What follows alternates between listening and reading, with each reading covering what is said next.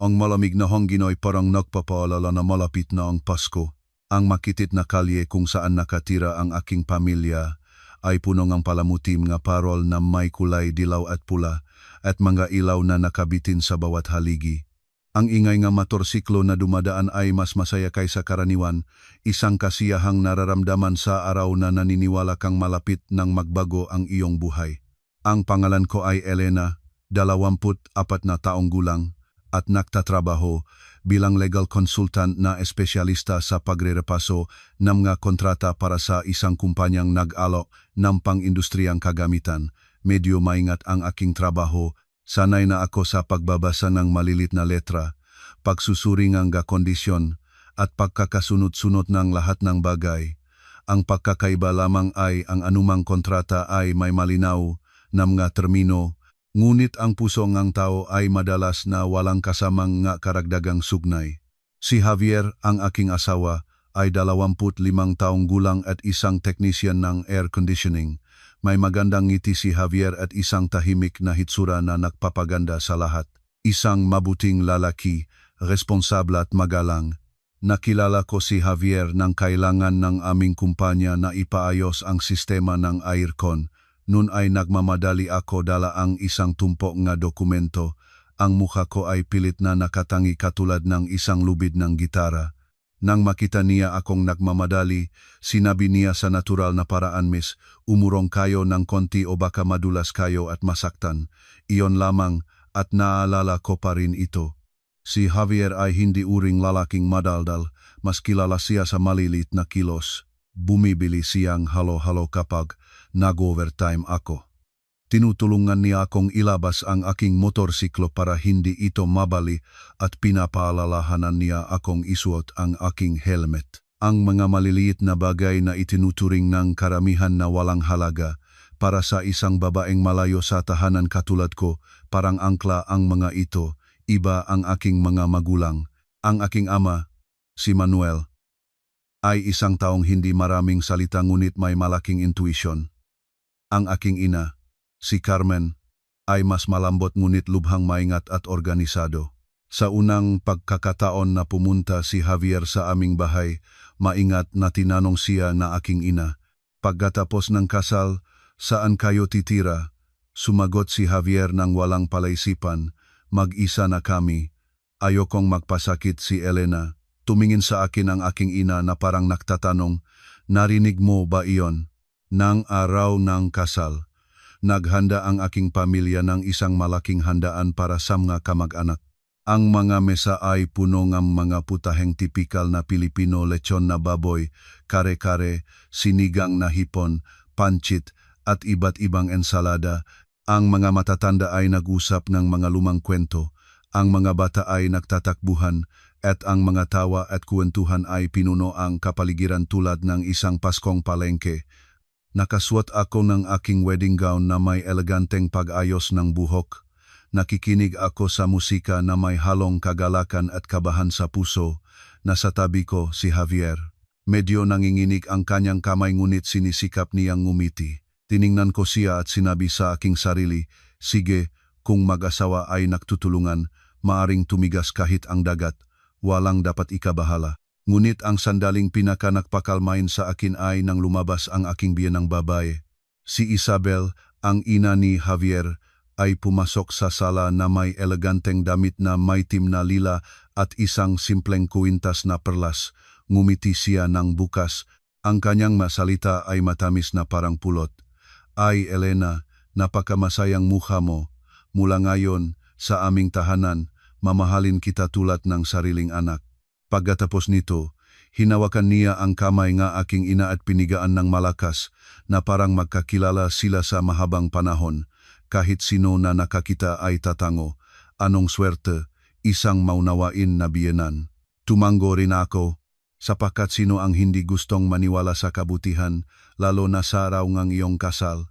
Sa panahon ng seremonya, sa sandaling ipinakpalitan ang mga regalo, naramdaman kong naging malamig ang aking mga kamay.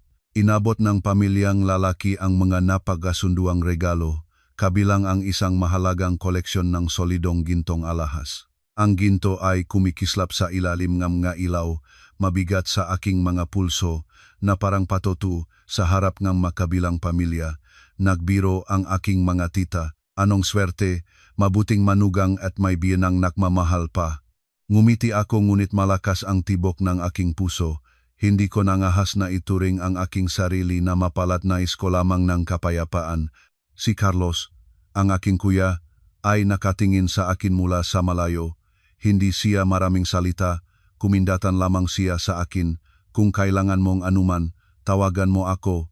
Alam kong mahal niya ako sa kanyang paraan, ang paraan ng malalaki. Hindi siya nag-aaliw nga salita, simpleng inaalok ka lamang ang kanyang likod para suportahan. Hinawakan ako ni Sofia, ang aking pinakamalapit na kaibigan, para kumuhang litrato at bulong sa aking tainga. Tandaan mo na panatilihing malamig ang ulo, abogada. Sa buhay na ito, kahit ang nakasulat sa papel ay maaring paktalunan. Isipin na lamang ang iba, si Coco siya para hindi bigyan ng halaga, ngunit natandaan ko ang kanyang nasalita. Nang matapos ang selebrasyon, umupo ang makabilang pamilya para formal na pag-usapan ang nga bagay. Binanggit ng aking mga magulang ang rehistrasyon sa civil registry. Dahil sabay ang kasal sa mga pista opisyal ng Kapaskuhan, sarado ang mga opisina ng pamahalaan, kaya napakasunduan ng makabilang pamilya na gawin ang mga papeles ilang araw pagkatapos. Wala akong nakitang kahina-hinala doon. Simpleng naisip ko na kasal na kami sa pamamagitan ng galarawan at patotong na pamilya. Ang mga papel ay susunod na lamang na formalidad. Sa sandaling iyon, sinabi ni Javier ng matibay sa harap ng lahat, ipinangako ko na sa lalong madaling panahon pagkatapos naming ikasal ay mag-isa na kami, kaya naming pamunuan ang aming sarili. Hindi ko papayagan na magtiis si Elena sa buhay na manugang sa dayuhang tahanan. Ngumiti si Isabel at masigasig na tumango. O kung iyon ang napagpasyahan ng mga bata, sige na, basta't marunong silang magtrabaho at sumunok sa sariling lupa. Nang marinig ito, tila nahulog ang isang bigat mula sa balikat ng aking ina. Ang aking ama ay nagsabi lamang ng isang maikling pangungusap na hindi ko malilimutan. Ang pagiging mag-isa o makasama ay hindi kasing halaga ng pagkakaroon ng mga hangganan. Kung may hangganan, tatagal ang pagsasama. Sa sandaling iyon ay taimtim akong naniniwala na ang lahat ay kasing linaw ng isang pirma sa ilalim ng isang kontrata. Sa hapon, samahan ko si Javier sa bahay ng kanyang magulang. Ang kalyeng kanilang kapitbahayan ay mas malawak, isang gusaling may ilang palapag na may itim na bakal na pintuan. Nang tawirin ko ang pintuan, naramdaman ko ang pagbibigay ng aking puso. Lumakat si Isabel ng una at lumingon para sabihin, nakarating na tayo sa bahay, anak. Mula ngayon, tawagan ninyo kaming mama at papa para mas maging mainit. Tumango ako at sinabi sa aking sarili, sige, kung magiging manugang ako, hayaan basta't mahalin nila ako. Ang silit ng kasal ay handa na may mga bagong kumot na mabango ng fabric softener. Medyo masakit pa rin ang aking pulso mula sa pagsuot ng alahas sa buong araw. Tiningnan ako ni Javier na may kanyang magandang ngiti. Pagod ka na ba? Bukas, matulog kang matagal. Natawa ako, matagal, basta matulog ng sapat, okay na ako. Nakamot si Javier ng ulo. Dito tahimik ang aking mga magulang. Huwag kang mag-alala. May kasabihan na ang pakikini ay madali ngunit ang paniniwala ay para sa mga nakakita. Naniniwala ako sa pamamagitan ng aking mga tainga nang wala pa akong pagkakataon na maniwala sa pamamagitan ng aking mga mata. Sa gabi ng kasal ay wala akong malalaking pangarap. Nag-isip lamang ako sa buhay na naghihintay sa akin. Magtrabaho, magtipid, mag-arkila ng maliit na apartment, magluto ng makasama, harapin ang lahat ng makisa. Naisip ko rin na kapag tapos na ang mga pista, ay pupunta kami sa civil registry at maingat na itatago ang mga papel bilang formal na milestone. Humiga ako sa isang tabi, nakikinig sa tiktak ng orasan at sa pantay na pahinga ni Javier at naramdaman ko ang pansamantalang katahimikan. Bago ko patayin ang ilaw, nagpadala ako ng mensahe sa aking ina, nakarating na ako. Sumagot siya agad. Sige, kung may nangyari, sabihin mo agad. Huwag mong itago. Tiningnan ko ang screen at biglang naramdaman ko ang isang bigting sa aking lalamunan. Hindi ko alam kung dahil sa emosyon o sa isang panamdaman. Alam ko lamang na nang iyon ay tinakpan kong kumot ang aking sarili at inulit ang isang napakatatandang kasabihan, ngunit totoo pa rin, mahalin ang sinumang gusto mo, ngunit huwag hayaang ituring kang madaling talunin. Sa patio, humihip ang hangin sa pagitan ng mga puno, nagpaparinig ng mga bulong ng mga dahon. Ipinikit ko ang mga mata, nagnanais ang malalim na pagtulog pagkatapos ang napakadugong araw. Umaasang ang umaga ay magiging kasing tahimik na mga pangakong hapon. Halos nakatulog na lamang ako nang magising akong gulat sa malayong ataol ng aso.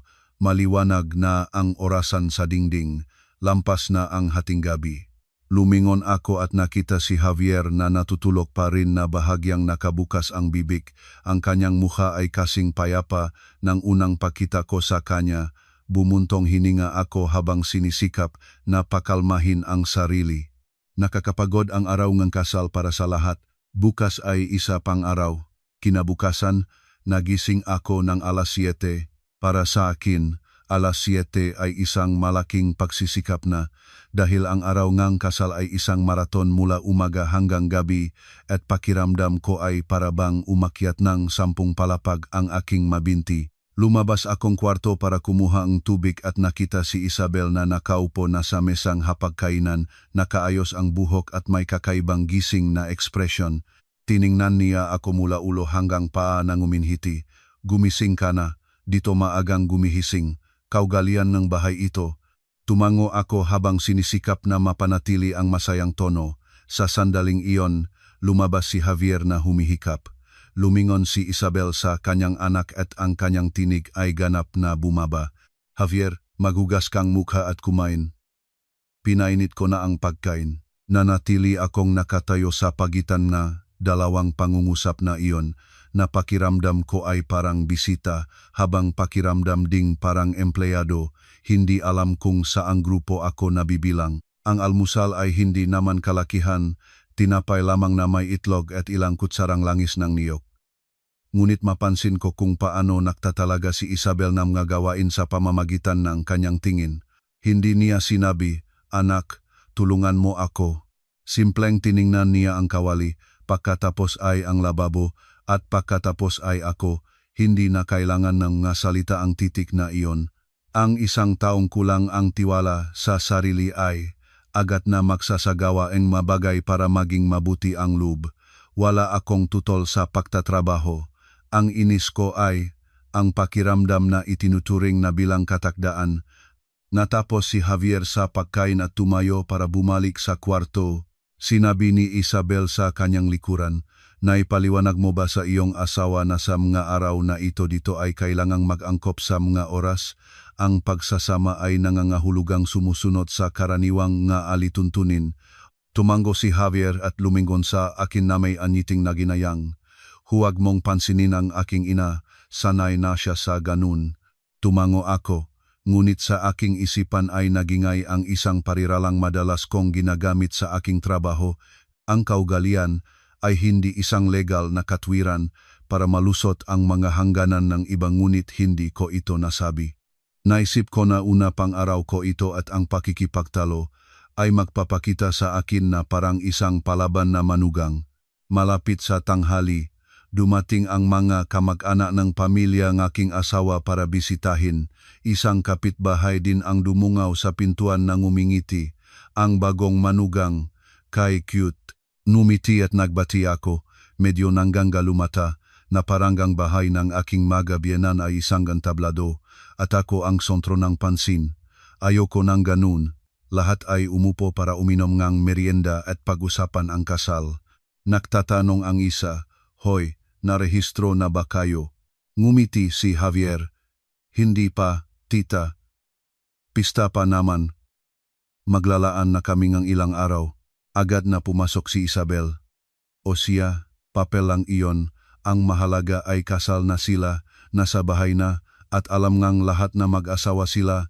Ang pariralang iyon ay tila walang masamang hangarin, ngunit nag-alala ito sa akin dahil nangangahulugang kapag natapos ang ritual ay may mga karapatang nakuha at hindi ko pa alam kung kanino ang mga karapatang iyon. Sa hapon, ipinakilala ni Isabel sa akin ang bahay sa uring aralin para sa mga manugang, isang malaking apartment, maluwak na sala, maayos na kusina, lahat na sa lugar nito. Itinuro niya sa akin ang bawat bagay, ang nga plato dito, ang nga basahan doon, may paghihiwalay ngang basura, kinukuha ang sahig tuwing umaga, medyo oche ako, huwag kang maktampo. Ngumiti ako. Pagkatapos ay tinanong niya ng parang walang ginagawa, kaya pala legal consultant ka. Hindi ba mas comfortable na ang laging nasa computer kaysa pisikal na trabaho? Narinig ko ang salitang comfortable at naramdaman kong hindi comfortable.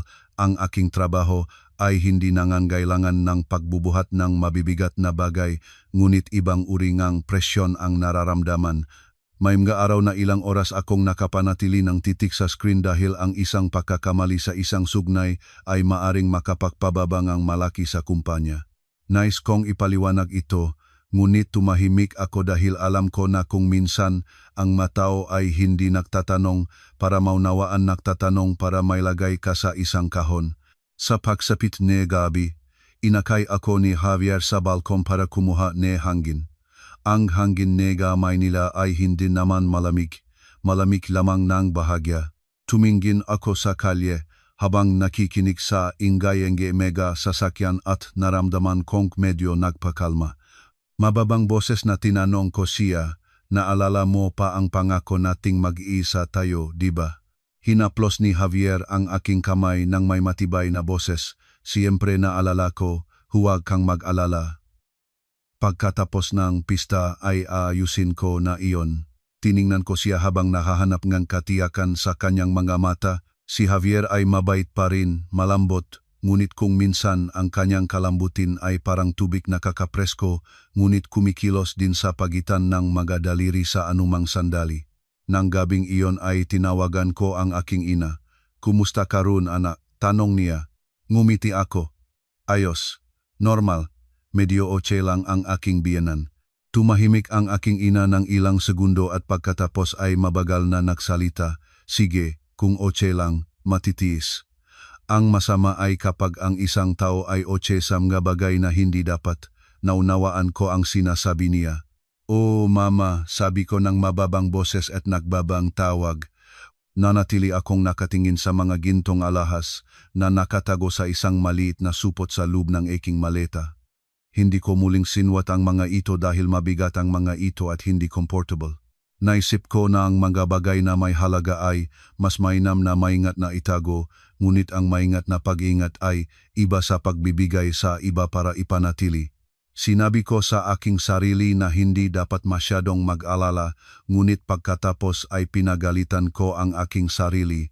Kung hindi ka mag-alala, kapag may nangyari, sino ang tutulong sa iyo? Mas mabuting mag-ingat bago malagay sa panganib.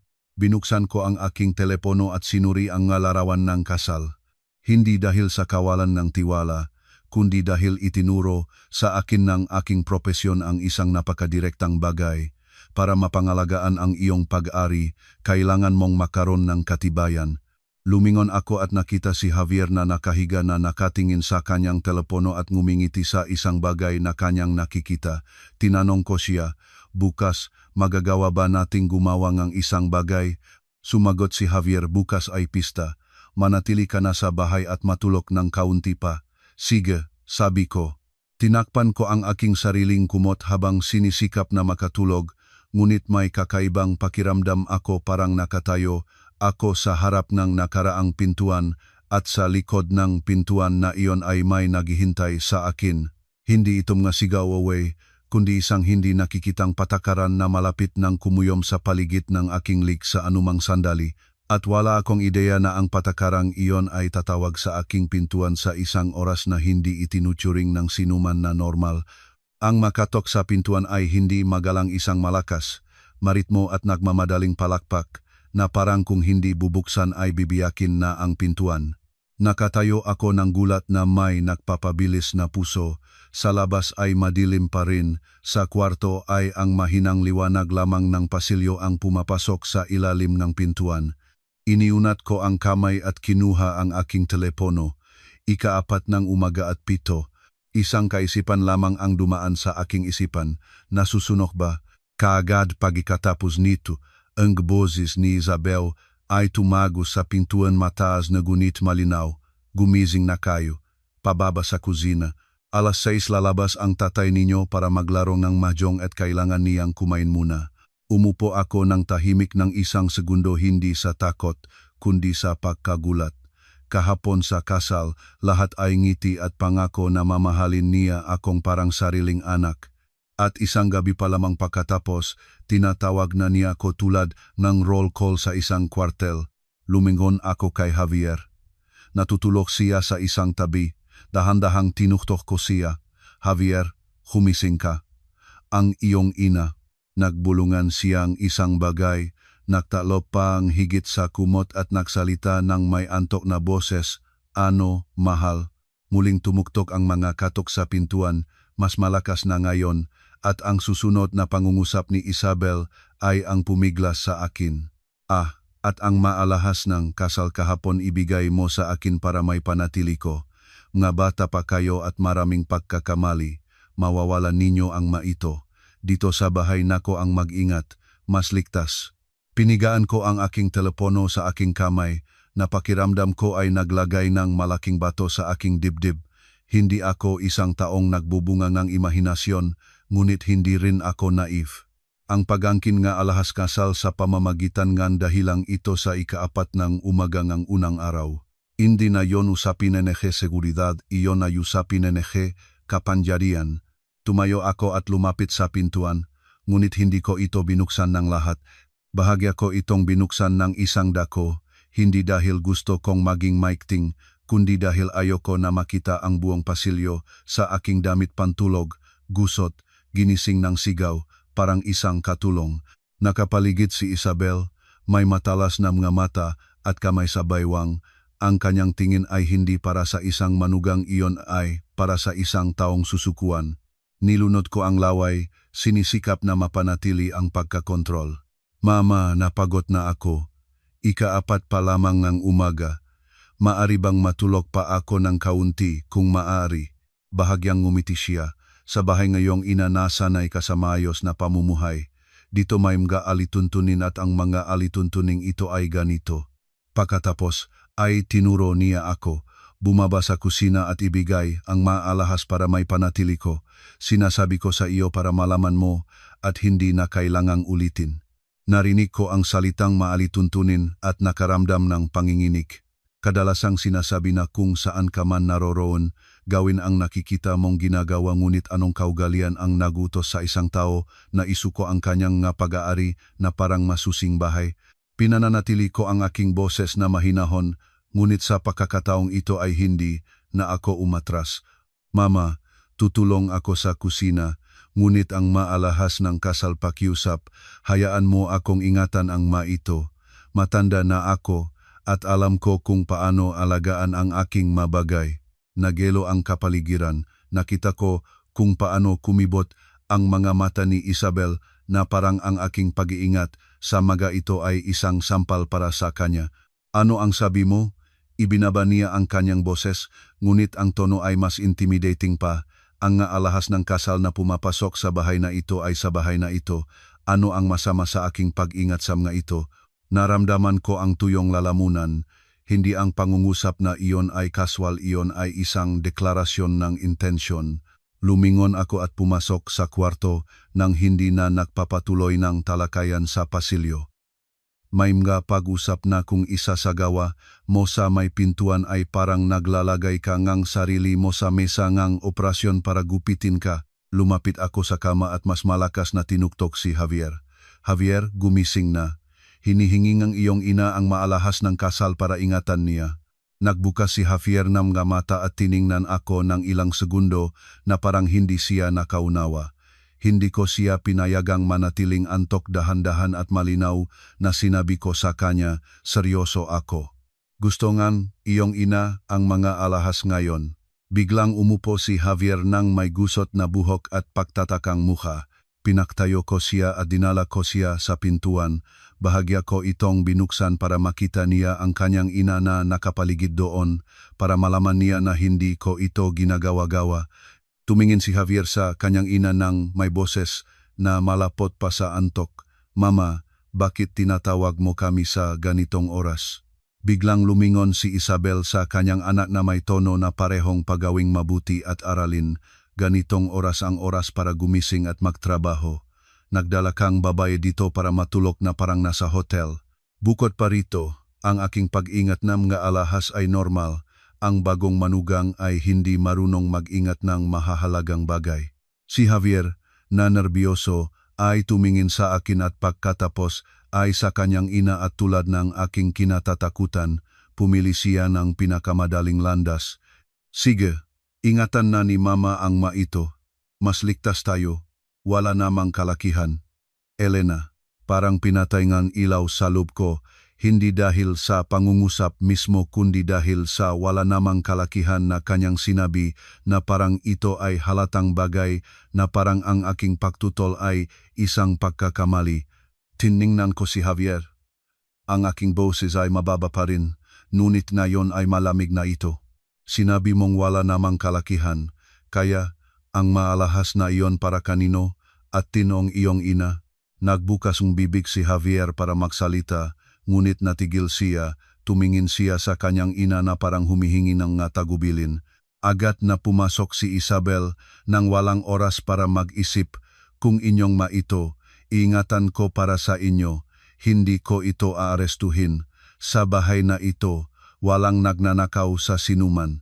Hindi ako ngumiti, ngunit sa loob ko ay natawa ako sa isang napakamundong parirala. Kung walang nagnanakaw, bakit kailangang kumuha ng sapilitan? Pinigilan ko ang aking sagot. Alam ko na ang pakikipagtalo sa ganoong tao ay pag-aaksaya ng oras. Simpleng nagtatag lamang ako ng gahangganan sa isang malinaw na parirala magalang, ngunit tiyak. Mama, salamat, ngunit hindi ko ibibigay ang ito.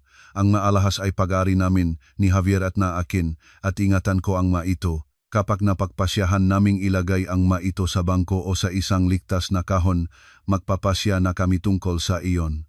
Namula ang mukha ni Isabel, humakbang siya ng isang hakbang pasulong habang tinaas ang boses niya, bagong dating na manugang, at nakikipag-usap na sa akin tulad ng isang abogada. Walang nangangailangan ng maleksyon dito. Narinig ko ang salitang abogada ng may kapaitan.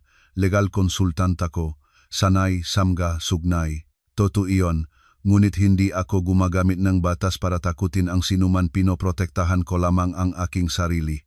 Sinasabi nila na mas mabuting mamula kaysa magtampo magpakailanman, ngunit ang pagsuko sa ito ay pagsuko sa karapatang umiral. Lumabas si Antonio, ang aking biyenang lalaki, mula sa kanyang kwarto habang pinupunasan ang kanyang mukhang tuwalya, naiistorbo dahil nagising siya. Tiningnan niya kami ng tatlo at nagsalita ng tila isang tatak. Ano ang lahat ng kaguluhan na ito ng maaga? Ang manugang ay gumawa ang kanyang matungkulin at ang maalahas ay ingatan ang kanyang ina. Ganito palagi ang bahay na ito. Lumingon ako sa kanya at binati siyang may angkop na pagalang. Magandang umaga, Papa, sa inyong pahintulot. Nais kong linawin na hindi ako nagaway, simpleng hindi ko lamang ibibigay ang mga ito. Nagbuntong hininga si Antonio na parang nakagawa akong isang malaking kasalanan. Javier, sa gitna nito, ay namutla. Hinawakan niya ang aking manggas at bumubulong. Elena, hayaan mo na. Hayaan ang aking ina na ingatan ang ito para may kapayapaan. Dahan-dahan kong inalis ang aking kamay mula sa kanya, ngunit may katibayan. Tiningnan ko si Javier na hindi na siya tinatawagan ng may pagmamahal. Tinatawag ko siya sa pangalan niya, tulad ng para ibalik ang isang distansya. Javier, nangako kang mag-isa tayo. Nangako kang hindi ako kailangang mamuhay sa isang bahay na may mga alituntuning dumudurog sa tao, at ngayon ay narito ka na nagsasabi sa akin na hayaan lamang. Ano ang ibig sabihin niyon? Nawalan ng salita si Javier. Ang kanyang katahimikan ay nagpainit sa akin ng higit kaysa sa mga sigaw ng kanyang ina. Dahil sa kanya ay naramdaman ko ang kanyang intensyon. Gusto niya nga kapayapaan sa pamamagitan nga aking pagbabayad ng presyo. Huminga ako ng malalim. Javier, direktang itatanong ko sa iyo, nang hinihingi ng iyong ina ang mga alahas at sinabi mo na ingatan na ni mama para mas ligtas tayo, naunawaan mo ba ang kahulugan ng pangungusap na iyon? Sumagot si Javier ng mababang boses. Iingatan niya ang mga ito, wala namang masama doon. Tumango ako na parang tumatanggap ng isang hatol. May masama, maraming masama. Ibig sabihin na sumasang-ayon kang magpasya ang iyong ina tungkol sa ari-arian ng aming kasal. Ibig sabihin na hindi ko mahalaga ang aking mahangganan. Namutla si Javier. Nagsasalita ka ng napakahirap. Gusto ko lamang ng kapayapaan sa bahay. Tiningnan ko si Javier at nakita ang isang bagay na napakalinaw. Hindi niya naniniwala na tama ang kanyang ina, simpleng naniniwala siyang mas malakas ang kanyang ina at pinili niyang pumunta sa mas malakas na panig para hindi na kailangang harapin ito. Nagpatuloy akong dahan-dahan na magtanong, nangako kang mag-isa tayo, naalala mo pa ba iyon? Mabilis siyang sumagot, na parang kanya itong natutunan sa puso. O, ngunit kailangan nating maghintay, huwag mo akong pilitin. Tumango ako. Hindi na ako nakipagtalo patungkol sa paghihintay dahil naunawaan ko na sa bahay na iyon ang paghihintay ay paraan ng pagpapapasok mo sa kanilang dinamika. Isang araw ay mapapansin mo na ilang taon ka na palang namumuhay ng ganon nang hindi mo nalalaman kung paano. Umupo ako ng tuwid at nagsabi ngang isang bagay na kahit sa sarili ko ay tumalab, hindi kita pinipilit.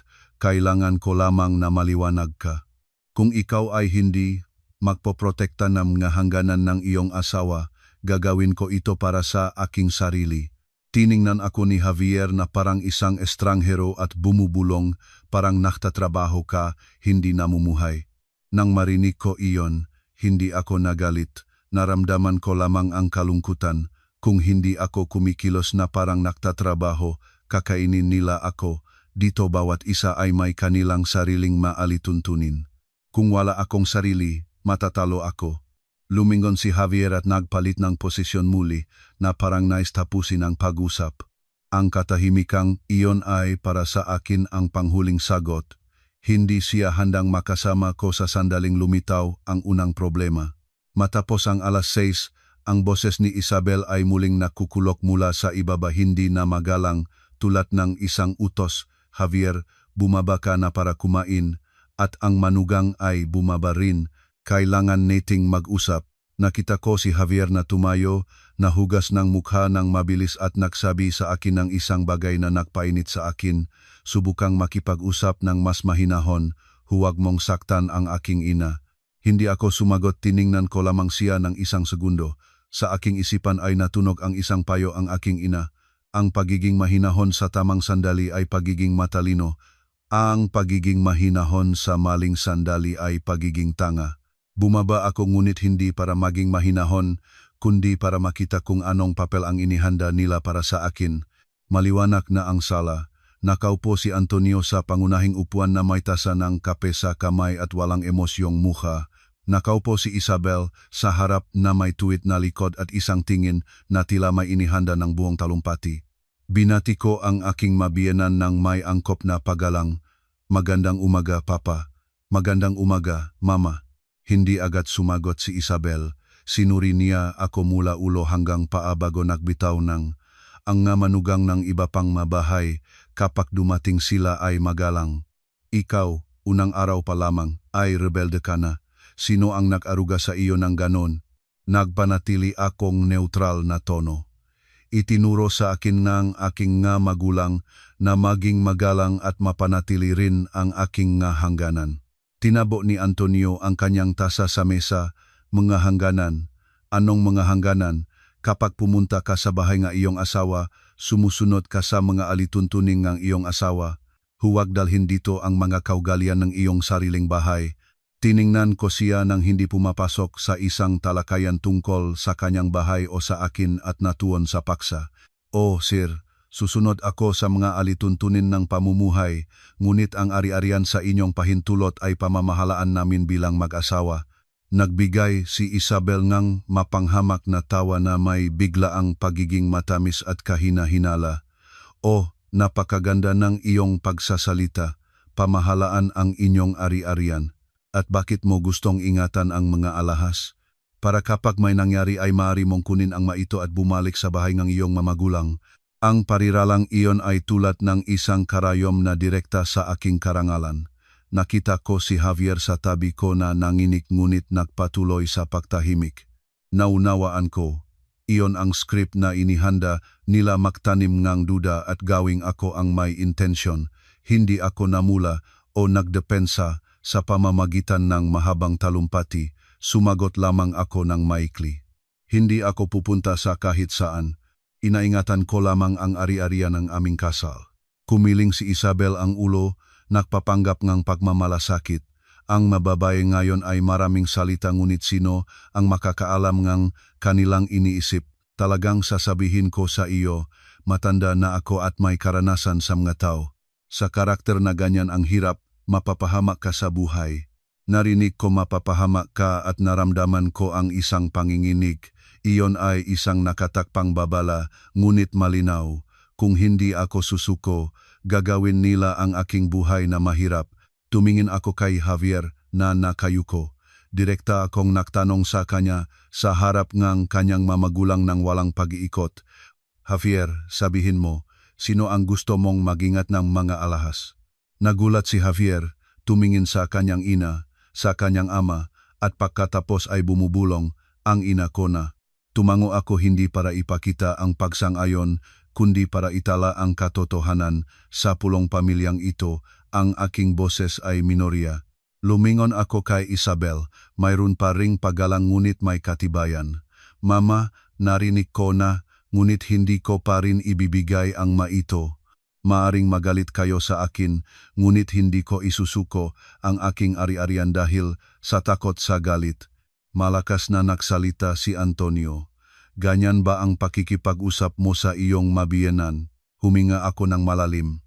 Hindi ako sumagot sa tono na iyon dahil gagawin ako nitong bitag. Dahan-dahan at malinaw ko lang na sinabi tulad ng pagsasara ng minuto. Sa inyong pahintulot, hindi ako makikipagtalo. Pinapanatili ko ang aking desisyon. Tumayo si Isabel nang biglang may mataas na boses. Nakikita mo? Anong uringang manugang ang kinasal sa aking anak, bagong dating pa lamang at wala na siyang respeto. Siyempre, may ginto sa kamay. Napataas ang kanyang ulo. Tiningnan ko siya nang may katahimikang nagulat kahit sa sarili ko. Hindi ako gumanting na nakakasakit ng mga salita. Nag-isip lamang ako ng isang angkop na kasabihan. Ang dilangam nga tao ay parang kutsilyo. Kapag nagsalita, nagtataga. At naunawaan ko na pinagtatalim nila ang kutsilyong iyon sa aking karangalan. Lumingon ako kay Javier at sinabi sa kanya ng mababang boses ngunit sapat para marinig. Narinig mo ba ang iyong ina? Kung isang araw ay may mangyari, sasabihin nila na dinala ko ang mga alahas at hindi ko iyon tatanggapin. Nakbukas si Javier nakbibig para magsabi ng isang bakay, ngunit natihil siya. Hindi na ako nahintay. Lumingon ako at umakyat ng direkta sa aking kwarto. Doon ay gumawa ako ng isang partikular na bagay. Binuksan ko ang matala nga aking telepono at isinulat ko ang kronolohiya ng makaganapan mula ng nakaraang gabi. Ano ang sinabing bawat isa? Sa anong oras? Saan? Hindi ko ito isinulat para magsalita ng masama laban sa kanila kundi para protektahan ang aking sarili. Itinuro sa akin ng aking propesyon na suriin ang pagkakasunod-sunod na mga pangyayari. Naunawaan ko na sa pamamagitan ng pagbabago ng isang detalye ay maaring baliktarin nila ang kwento laban sa akin. Sinuri ko rin ang bag na may mga alahas sa aking maleta. Hindi ko ito binuksan para bilangin ang mga ito, tinatiyak ko lamang na nasa lugar pa rin ito. Naglagay ako ng mental na label. Ang ari-arian na ito ay magiging kanilang layunin at ang sandata rin na gagamitin nila para bumuo ng kwento laban sa akin. Umupo ako sa dulong ng kama. Nakatingin sa labas ng bintana, maliwanag na ang araw ngunit sa loob ko ay lahat ay madilim. Gusto kong kapayapaan, ngunit hindi ito ibibigay ng pamilyang ito sa akin. At nalaman ko na kung hindi ako magtatayong sariling harang, papasok sila sa aking buhay at alisin ang lahat. At para pa itong pagsahalamat sa kanila para sa pagmamalasakit sa akin. Tumayo ako at nagbihis ng komportableng damit hindi para bumaba at humingi ng tawad, kundi para ihanda ang aking sarili para sa mga susunod na hakbang ng may pinakamalinaw na pag-iisip tulad ng isang taong hindi na naniniwala sa kapayapaang pampamilya. Pagkatapos magbihis, nanatili akong ilang sandali na nakatingin sa salamin. Ang aking mukha ay hindi ang mukha ng isang bagong kasal, iyon ay ang mukha ng isang taong bagong kagising mula sa isang pagkahulog. May mga kulob sa ilalim ng aking mamata dahil hindi natulog. Nagpalakpak ako ng bahagya sa aking mapisngi, nagsasabi sa aking sarili na mapanatiling malamig ang ulo. Sa buhay, ang galit ay pay na ginagamit ng iba para akitin ka sa kanilang bitag. May gatin ay zinara ko ang gipintuan ng kwarto. Pinindot ang kandado hindi para pigilan ang sinumang pumasokin ng sapilitan, kundi para bigyan ang aking sarili na nilang minuto para uminga. Ang unang ginawa ko ay hindi ang pagbubukas ng maleta. Kinuha ko ang aking wallet, inilabas ang lahat ng aking personal na dokumentasyon, PhilHealth card, lisensya ng pagmamaneo, mga credit card, postal ID at inilagay ang mga ito sa isang maliit na bag na nakadikit sa aking katawan. Dahan-dahan kong ginawa ito. Isa-isa. Naglikha sa akin ng aking propesyon ang isang kakaibang kaugalian. Ang mahalaga ay dapat nasa aking kontrol, hindi sa loob ng kamay ng kahit sino. Binuksan ko ang aking telepono. Sinuri ang kronolohiya na aking isinulat at nagpadala ng kopya kay Sofia na may maikling mensahe. Panatilihin mo ito para sa akin. Agad siyang sumagot. Handa ako, nandito ako. Isang simpleng mensahe, at naramdaman kong hindi na ako ganun kalagang nag-isa. Totoo na ang isang kahoy ay hindi gumawang isang tulay. Sa mga sandaling ang panganib ay malalaman mo kung sino ang nasa iyong panig. Tiningnan ko ang maleta. Nakapaligid ito tulad ng isang tanong na walang sagot. Binuksan ko ito hindi para gawing maayos ang lahat, kundi para muling ayusin ito ayon sa aking mga pangangailangan. Ang damit sa isang sulok. Ang toiletries sa isa pa, ang charger ng telepono, ang earphones, ang susi ng motorsiklo inilagay ko sa panlabas na bulsa para kung may mangyari, hilahin lamang ang zipper at makakaalis na ako. Nang maramdaman ng aking madaliri ang bag ng maalahas, huminto ako ng isang segundo. Hindi ko ito inilabas para bilangin o inilagay sa kama. Simpleng inilagay ko ang bag na ayon sa loob ng isa pang tela na bag at itinago sa ilalim ng isang jacket sa loob ng isang backpack hindi para itago ito, kundi para kung may biglaang pumasok ay walang makakakita sa akin at sisiga, nagpaplano ka bang dalhin ang ginto, kakatwa ang buhay. Ang pagmamay-ari nga iyong sariling ari-arian ay hindi kasing mapanganib ng etiketa na inilalagay ng matao rito. Gusto nilang gawing makasarili ako, kaya kailangan kong alisin ang anumang pagkakataon para buuin nila ang kanilang kwento. Mula sa ibaba, narinig ko ang ingay ng mga pinggan at hiyaw nga upuan. Ang boses ni Isabel ay dumating paminsan-minsan malayo. Hindi ko naunawaan kung sino ang kanyang kinakausap, ngunit kilala ko ang tono. Iyon ay ang tono ng isang taong nagre-reklamo, nagdadaing, at sa parehong oras ay nagbibigay ng pahiwatig na ang bagong manugang ay isang rebelde. Nanatili akong tahimik habang nakikinig tulad ng isang tao na nakikinig sa ulat ng panahon. Dahil alam ko na kung nabuo na ang bagyo, hindi ako dapat lumabas sa kalye. Nanginig ang aking telepono. Isang mensahe ni Javier. Bumaba ka para makipag-usap sa aking ina. Galit na galit siya. Binasa ko ito at hindi agad sumagot. Tiningnan ko ang mensahe ng matagal at inilapag ang telepono. Biglang naunawaan ko ang isang uring galit na pamilyar sa akin. Ang galit na hindi nakahanap ng solusyon kundi nakahanap ng paraan para sa pilitang sumuko ang isa. Sumagot akong isang linya. Kapag handa ka nang sabihin ng malinaw kung sino ang may-ari ng naalahas, bababa ako. Hindi sumagot si Javier. Katahimikan, ang kanyang karaniwang katahimikan. Nagbigay ako ngang isang mahinahon na tawa ngayon, hindi na kasing pait, kundi ang tawangang isang taong nagtapos ng isang inaasahan. Sinasabi nila na kailangan mong piliin ng maigi ang iyong asawa, tulad ng pagpili ng ginto. Napili ko ba ng maigi o nagpakita lamang ako nga atensyon sa isang magandang hitsura? Hindi na ako nanatili sa panghihinayang. Ay aktivate ko ang voice recorder no aking telepono, nag-record no maikling piraso para surin na mayos ang mikropono at pinatay ito.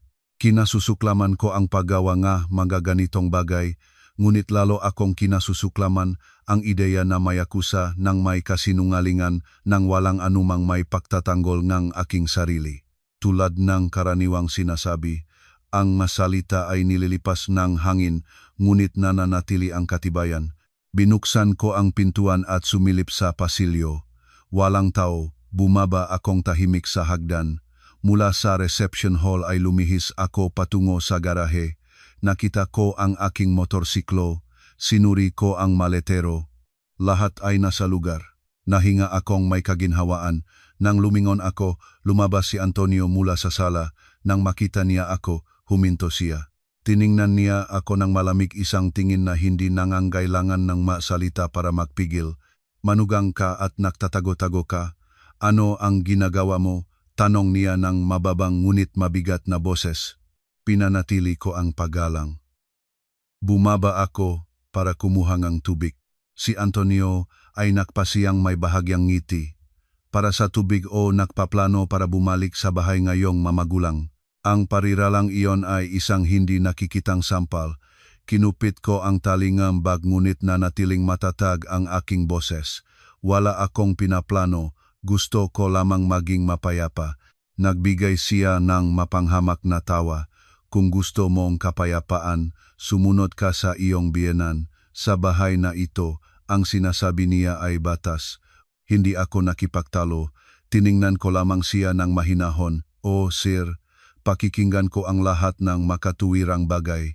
Lumalapit si Antonio ng isang hakbang at binabaan ng boses. Bagong dating kang babae. Huwag hayaan ang matao na tumawa sa amin. Isang malaking kasal para ngayon ay gumawa ng ganitong drama. Narinig ko ang salitang tumawa at naunawaan ko ang lahat. Natatakot sila sa opinyon ng mga tao, sa chika ng mga kapitbahay, at dahil sa takot na iyon ay mas lalo nilang sisubukang kontrolin ako para hindi na ako makagawa ng ingay. Anong kakatwa?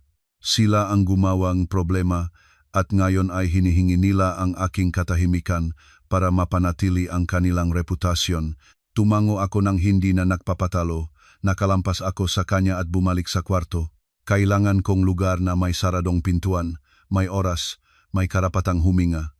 Sa sandaling pumasok ako, tinawagan ko ang aking ina ng walang pag-ikot. Sinabi ko, Mama, may mga nangyari dito. Gusto ko puntahan ang bahay ng sandali. Hindi ako binahang aking ina nga tanong, isang tanong lamang ang kanyang ginawa. Ayos ka ba? Ligtas ka ba? Nabuo ang isang kumpol sa aking lalamunan. Ngunit sumagot ako, dahan-dahang nagsalita ang aking ina. Kaya pumunta ka, sa bahay lagi kang may bukas na pintuan, ngunit tandaan kahit ano ang ginagawa mo, laging makaroon ngang paraan palabas at mga katibayan. Huwag hayaan kang may akusa ng kasinungalingan sa isang salita lamang. Ipinikit ko ang aking mga mata. Ang pariralang may akusang kasinungalingan ay masakit, ngunit masakit dahil totoo. Sige. Sinabi ko at binaba ang tawag. Tumayo ako at sinuot ang aking backpack. Hindi ako agad umalis sa bahay.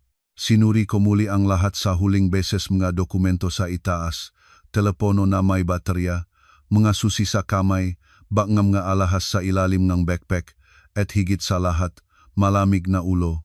Binuksan ko ang pintuan ng kwarto at lumabas sa pasilyo. Sa pagkakataong ito, ang aking mahakbang ay matibay. Naunawaan ko na kung mananatili ako ng walang mga hangganan, dahan-dahang mauubos nila ako araw-araw. Hindi kailangan ng mga palo, sapat na ang pagutos sa akin na mamuhay ayon sa kanilang mga alituntunin at tawagan itong kaugalian. Bago bumaba sa hagdan, huminto ako ng sandali at tumingin sa pintuan ng silid ng kasal. Wala akong naramdamang habag para doon kundi para sa walang muwang na tiwala na mayroon ako nung nakaraang araw.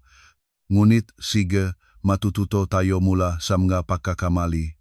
Ang mahalaga ay hindi ko pinayagan ang sinuman na agawin ang pinakamahalaga, ang aking dignidad at ang aking karapatang magpasya. Mayroon akong backpack at mga susi nga motorsiklo sa kamay, ngunit huminto ako sa unang baitang. Hindi dahil sa takot, kundi dahil biglang naalala ang mga salita ng aking ama, ang mga hangganan ay kailangang gawing malinaw, ang kalabuan ay nagdudulot lamang ng mga problema. Kung aalis ako ng tahimik, bukas ay sasabihin lamang nila, kinuha niya ang ginto at tumakas sa bahay kanyang nga magulang at sapat na iyon. Sa buhay na ito, ang matao ay mas madaling maniwala sa isang iskandalo kaysa sa isang makatwirang paliwanag at hindi ko maaring mamuhay sa reputasyong iyon. Inilapag ko ang aking backpack sa sahig at kinuha ang aking telepono. Hindi ko agad binuksan ang kamera. Sinuri ko ang baterya, binuksan ang application ng video, nag-record ng ilang segundo at binura ito. Pinaalalahanan ang aking sarili na ang recording ay dapat mapatuloy at ang tunog ay malinaw, hindi ito palabas para sa social media. Iyon ang aking baluti. Binuksan ko ang zipper ng backpack at kinuha ang bag ng nga alahas. Ang aking makamay ay hindi nanginginig, ngunit malamig ang ito. Umupo ako sa dulong kama, binuksan ang bag at tiningnan ang mga pirasong ginto. Ang liwanag nito ay hindi mapakamak mabigat, tulad ng isang responsibilidad. Inilagay ko ang ito sa isang maliit na kahon na nakabalot ng papel de seda, hindi para gumawa ng drama, kundi para kapag ibinibigay ang ito ay malinaw kong mabibilang ang ito nang walang mahuhulog at nang walang makakapagsabi na kulang ang isa.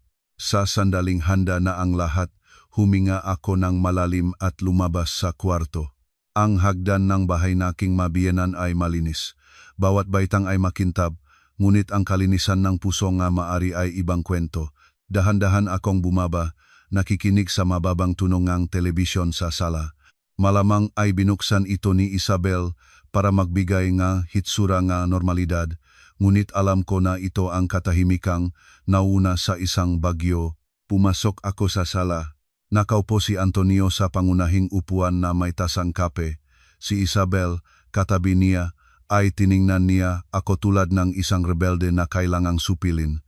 Nakatayo si Javier malapit sa pintuan, namumutla, pinagkakasayawang-sayaw ang kanyang makamay sa pagkabalisa.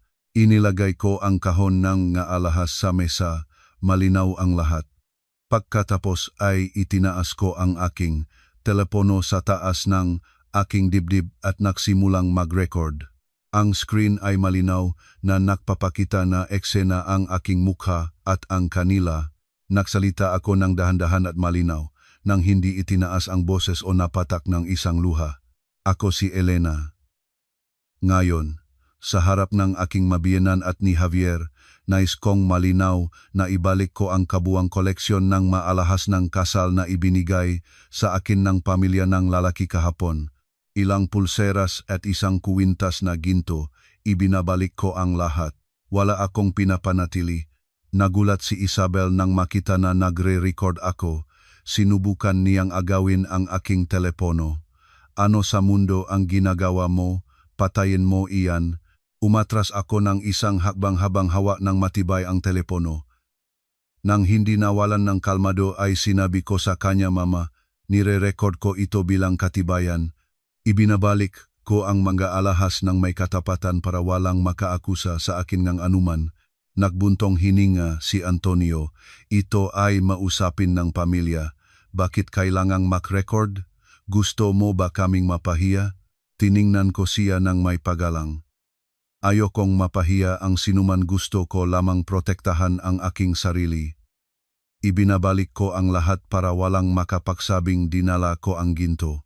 Nang marinig ng mukha ni Isabel ang pariralang dinala ko ang ginto, napikit siya ng sandali, ngunit mabilis na naibaling. Diyos ko naman, sino ang nagsabi na dinala mo ang ito? Ikaw na mismo ang nag-isip niyon at nag-record ka pa? Anong uri ngang manugang ka? Hindi ako nakipaktalo kung sino ang nagsabi. Binuksan ko ang kahon at inilalagay ang bawat pirasong ginto sa mesa sa harap ng kamera. 1, 2, 3, 4.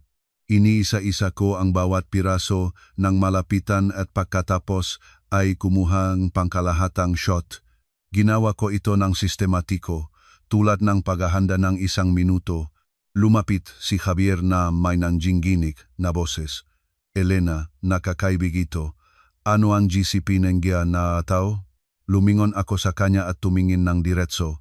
Ano ang isipin ng mga tao o ano ang isipin ng iyong ina? Sino ang takot mong mawalan ng respeto? Javier, nawalan siyang salita. Hindi na ako naghintay ng kanyang sagot. Dahan-dahang itinulak ko ang kahon patungo kay Isabel. Narito ang lahat. Mula ngayon, kung gusto nilang ingatan nila. Wala na akong kinalaman. Hindi agad kinuha ni Isabel ang kahon. Tiningnan niya ang maalahas. Pagkatapos ay ako na may paghahalong kasakiman at galit. Sinabi niya nang halos iisipin ko, ibinabalik mo ito para saan? Para iakusa kami? Para ipakita sa lahat na ikaw ay biktima? Bahagya akong tumango at sinabi ang katotohanan. Ibinabalik ko ito para maglagay ng punto at pagtatapos. Hindi ko maaring manirahan sa isang bahay kung saan ginigising ako ng 4 ng umaga para hinihingi na ibigay ang aking mga alahas sa pintuan ng aking kwarto. Hindi ko matanggap iyon. Nanginig si Javier at sumilay-silay kay Isabel. Agad na itinanggi ni Isabel. Hindi ko hinihingi kahit ano sa iyo. Sinabi ko sa iyong ingatan ko ito para sa inyo. Pinanatili ko ang pantay na tono. Tinatawag mo itong ingatan. Ngunit malinaw kong narinig ang pariralang ito. Ang maalahas na pumapasok sa bahay na ito ay sa bahay na ito. Narinig ko rin. Ang dahilan ko ang nangunguna dito. Hindi ko maaring ituring iyon bilang isang pabor. Tinabo ni Antonio ang mesa. Ang tasang kape ay nagpapalakpak. Isang bagong dating na babae at nagsasalita ka na tulad ng isang politiko. Sa bahay na ito, walang nagnanakaw ng kahit ano sa iyo, ngunit ang isang manugang ay kailangang marunong sumunod. Nagpunta ako sa kanya ng may karaniwang paggalang. O sir, susunod ako sa lahat ng makatwirang bagay. Ang pagbibigay ng aking maalahas ay hindi makatuwiran. Lumalapit si Isabel ng isang hakbang pa na may malalaking mata. Sa rebelyon na iyon, paano tayo mabubuhay ng makasama? Narito ka para sumunod sa mga alituntunin. Gumising ng maaga. Maghandang pagkain sa gabi. Maging diskreto. Sa bahay na ito, hindi namin pinapanatili ang mga tamad. Narinig ko ang salitang pinapanatili at naramdaman ang isang malalim na kapaitan. Nagtatrabaho ako, kumikita ng sariling pera, nagbabayad ng aking motor sa monthly installment. Hindi ako nabubuhay sa gastos ng sinuman, ngunit hindi ako nagsimulang ilista ang aking mga merito. Isang pangungusap lamang ang aking sinabi, sapat lamang para malaman niya na hindi ako madaling matakutin. Hindi ako tamad, simpleng hindi ko tinatanggap ang mga walang katwirang utos. Isinulat ni Isabel na parang natamaan ng isang exposed nerve ang kanyang kamay sa pintuan. Walang katuwiran. Dito ang dahilan nasa akin. Ang pagkakataong iyon ay nakpaunawa sa akin ng higit pa. Para sa kanya, ang tama at mali ay hindi mahalaga. Mahalaga lamang ang kapangyarihan. Gusto niyang yumukod ako mula sa simula para sa hinaharap na kailangan niyang sumunod sa lahat ng kanyang utos. Iyon ay nang bulong ni Javier. Mama, hayaan mo na. Pag-usapan na namin ito. Lumingon si Isabel nang bigla sa kanyang anak. Manahimik ka, ginagawa ko ito para sa iyong kabutihan. Sundin mo ang aking sinasabi. Huwag hayaang pamunuan kang iyong asawa. Tiningnan ko si Javier. Ang aking tingin ay hindi na nakmamakawa. Isa itong huling pagsubok. Sa aling kang panig. Nilunod ni Javier ang laway at sinabi ang pariralang dumurog sa loob ko. Elena, sundin mo na ang aking ina ng county, bagong dating pa lang tayo. Hindi ako agad nagalit, naramdaman ko lamang ang isang klik sa loob ko tulad ng isang kandado na nagsasara. Lumingon ako kay Isabel nang may mahinahon at halos malamig na boses. Mama, sasabihin ko ito ng isa pa para maging malinaw. Hindi ibinibigay ang mga alahas at hindi ako bababa sa kusina ng ika-4 ng umaga dahil lamang ito ang alituntunin. Ako ang iyong manugang, hindi ang iyong katulong. Kung nagtatanong kayo kung bakit narito ako para maging asawa ni Javier. Kung itinuturing ninyo ako ng iba, sa inyong pahintulot, hindi ako mananatili. Nabuka ang bibig ni Isabel ng gulat, namutla si Javier. Ano ang sinasabi mo, Elena? Huwag mong sabihin iyon. Dahan-dahan ko siyang tiningnan. Hinihingi mo sa akin na sumuko, ngunit ang pagsuko sa ganitong paraan ay pahintulot na agawin ang aking mahangganan. Kung sumusuko ako ngayon, bukas ay hihilingin nila ngang higit pa. May kasabihan, bigyan ang 1 pulgada at kukunin ang 1 milya. Ayokong maging taong iyon. Nagkaroon katahimikan ng ilang segundo. Malinaw kong narinig ang huni na ceiling fan. Naunawaan ni Isabel na hindi pa rin nila kinalas ang sitwasyon at mabilis na binago ang tono patungo sa huwad na kabaitan. Ngunit sige, anak, sinasabi ko lang dahil nakmamalasakit ako. Sige, ibigay na ang maalahas. Ilalagay ko sa ligtas at kapag kailangan mo ay ibibigay ko. Tiningnan ko siya. Malinaw ko itong nakita ang umiling ako. Hindi. Muling tumigas si Isabel ng afilado tulad ng isang kutsilyo. Hindi. Kaya mula ngayon huwag kang magreklamo. Kung anong uri ngang manugang, hindi ko siya pinatapos. Isinara ko ang pintuan hindi para hamunin siya, kundi para pigilan ang bagyo na sinisikap nitong isara ang panlabas na kapaligiran sa aking paligid. Pumasok si Javier sa kwarto na naguguluhan. Kung gagawin mo iyon, talagang magagalit ang aking ina. Umupo ako sa kama at tiningnan siya. Javier, marinig mo ako ng maigi. Wala akong takot na magalit ang iyong ina. Ang pinaka natatakot ko ay mamuhay ng isang buhay kung saan lagi akong matakot na magalit ang iba para lang maging mapayapa. Natigil si Javier. Alam ko na ang pag-usap na iyon ay hindi makakarating sa kahit saan sa ngayon, ngunit alam ko rin na nakarating na ako sa isang punto ngang hindi na pagbabalik. Hindi na ako makakapagngiti at hayaan itong lumipas. Binuksan ko ang aking telepono at nagpadala ng mensahe kay Sofia. Kung may mangyari, ingatan mo ang katibayan. Pagkatapos ay kumuha akong litrato ng aking maleta kung saan nananatiling buo ang bag na may mga alahas. Ginawa ko ang lahat ng mabilis at tahimik. Itinuro sa akin ng aking propesyon. Sa harap ng isang posibleng alitan, ang katibayan ay una. Inilapag ko ang telepono sa isang tabi at tumingin sa labas ng bintana. Madilim pa rin, ngunit sa malayo, nakikita ko na ang manipis na linya ng liwanag tulad ng isang sinulid. Biglang naisip ko na ang bawat bukang liwewe ay nagsisimula sa isang maliit na sinang liwanag. Ang aking mahangganan ay itinayo rin sa kadiliman, ngunit ilalabas nila ako dito. Halos nagsimula na ang pagliwanag ng napuno ang bahay ng maliliit na ingay ang pintuan ng banyo, ang tubig ng gripo, ang pagila ng sinalas sa pasilyo. Wala akong natulog ng maayos, natuyo ang aking mamata at pagod ang aking katawan, ngunit masakit na gisingin ang aking isipan tulad ng isang panloop na orasan na hindi titigil ng tugtog, na nakpapaalala sa akin na nasa maling lugar ako. Nakahiga si Javier sa aking tabi, nakatalikot sa akin. Hindi rin siya natutulog ng mahimbing. Paminsan-minsan ang kanyang mabalikat ay nagtitiyak tulad ng isang taong nagpapanggap na natutulog para hindi na kailangang makipag-usap. Pinamasdan ko ang kanyang likod ng matagal at pagkatapos ay dahan-dahan ngunit malinaw na nagsalita, Javier, lumingon ka. Hindi siya gumalaw. Hindi ko siya sinigawan, paulit-ulit ko lamang na sinabi, ngayon ay may higit na katibayan. Javier, kausap kita. Nagbuntong hininga siya, lumingon, namumula. Ang kanyang nga mata dahil sa kawalan ng tulog, hindi siya direktang tumitingin sa akin. Ang kanyang tingin ay nangangapa sa kisame. Ano pa ang gusto mo? Tanong niya ng may tono na pagod at inis. Ang salitang pa ay tumama sa akin tulad ng isang baso ng malamig na tubig. Akala mong magsasalita ang magabagong kasal ng may pagmamahal hindi na may, ano pa ang gusto mo, na parang ang problema ay ako. Pinanatili ko ang kalmado at nagsalita tulad ng paharap sa isang paksa sa isang pulong. Sagutin mo ako nga isang bagay. Nung hinihingi nga iyong ina ang maalahas sa panig ng sino ka pumunta, muling kumunot ang kilay ni Javier.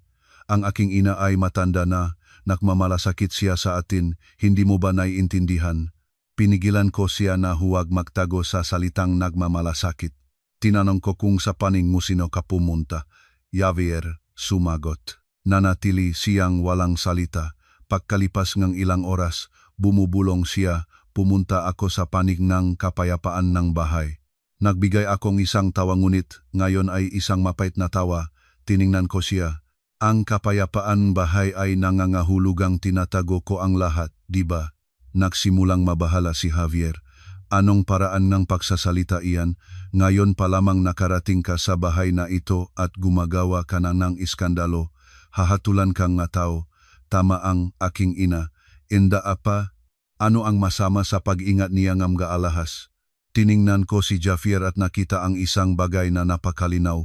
Hindi niya naniniwala na tama ang kanyang ina, simpleng naniniwala siyang mas malakas ang kanyang ina at pinili niyang pumunta sa mas malakas na panig para hindi na kailangang harapin ito.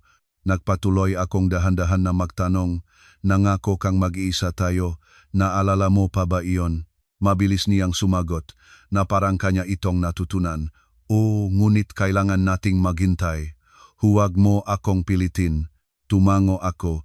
Hindi na ako nakipagtalo tungkol sa paghihintay dahil naunawaan ko na sa bahay na iyon. Ang paghihintay ay paraan ng pagpapapasok mo sa kanilang dinamika. Isang araw ay mapapansin mo na ilang taon ka na palang namumuhay ng ganoon nang hindi mo nalalaman kung paano. Umupo ako ng tuwid at nagsabi ng isang bagay na kahit sa sarili ko ay tumalab. Hindi kita pinipilit. Kailangan ko lamang na maliwanag ka. Kung ikaw ay hindi magpoprotektang nga hangganan ng iyong asawa, gagawin ko ito para sa aking sarili. Tiningnan ako ni Javier na parang isang estranghero at bumubulong, parang naktatrabaho ka, hindi namumuhay. Nang marinig ko iyon, hindi ako nagalit. Naramdaman ko lamang ang kalungkutan. Kung hindi ako kumikilos na parang naktatrabaho, kakainin nila ako. Dito bawat isa ay may kanilang sariling maalituntunin. Kung wala akong sarili, matatalo ako. Lumingon si Javier at nagpalit ang posisyon muli na parang nais tapusin ang pag-usap. Ang katahimikang iyon ay para sa akin ang panghuling sagot.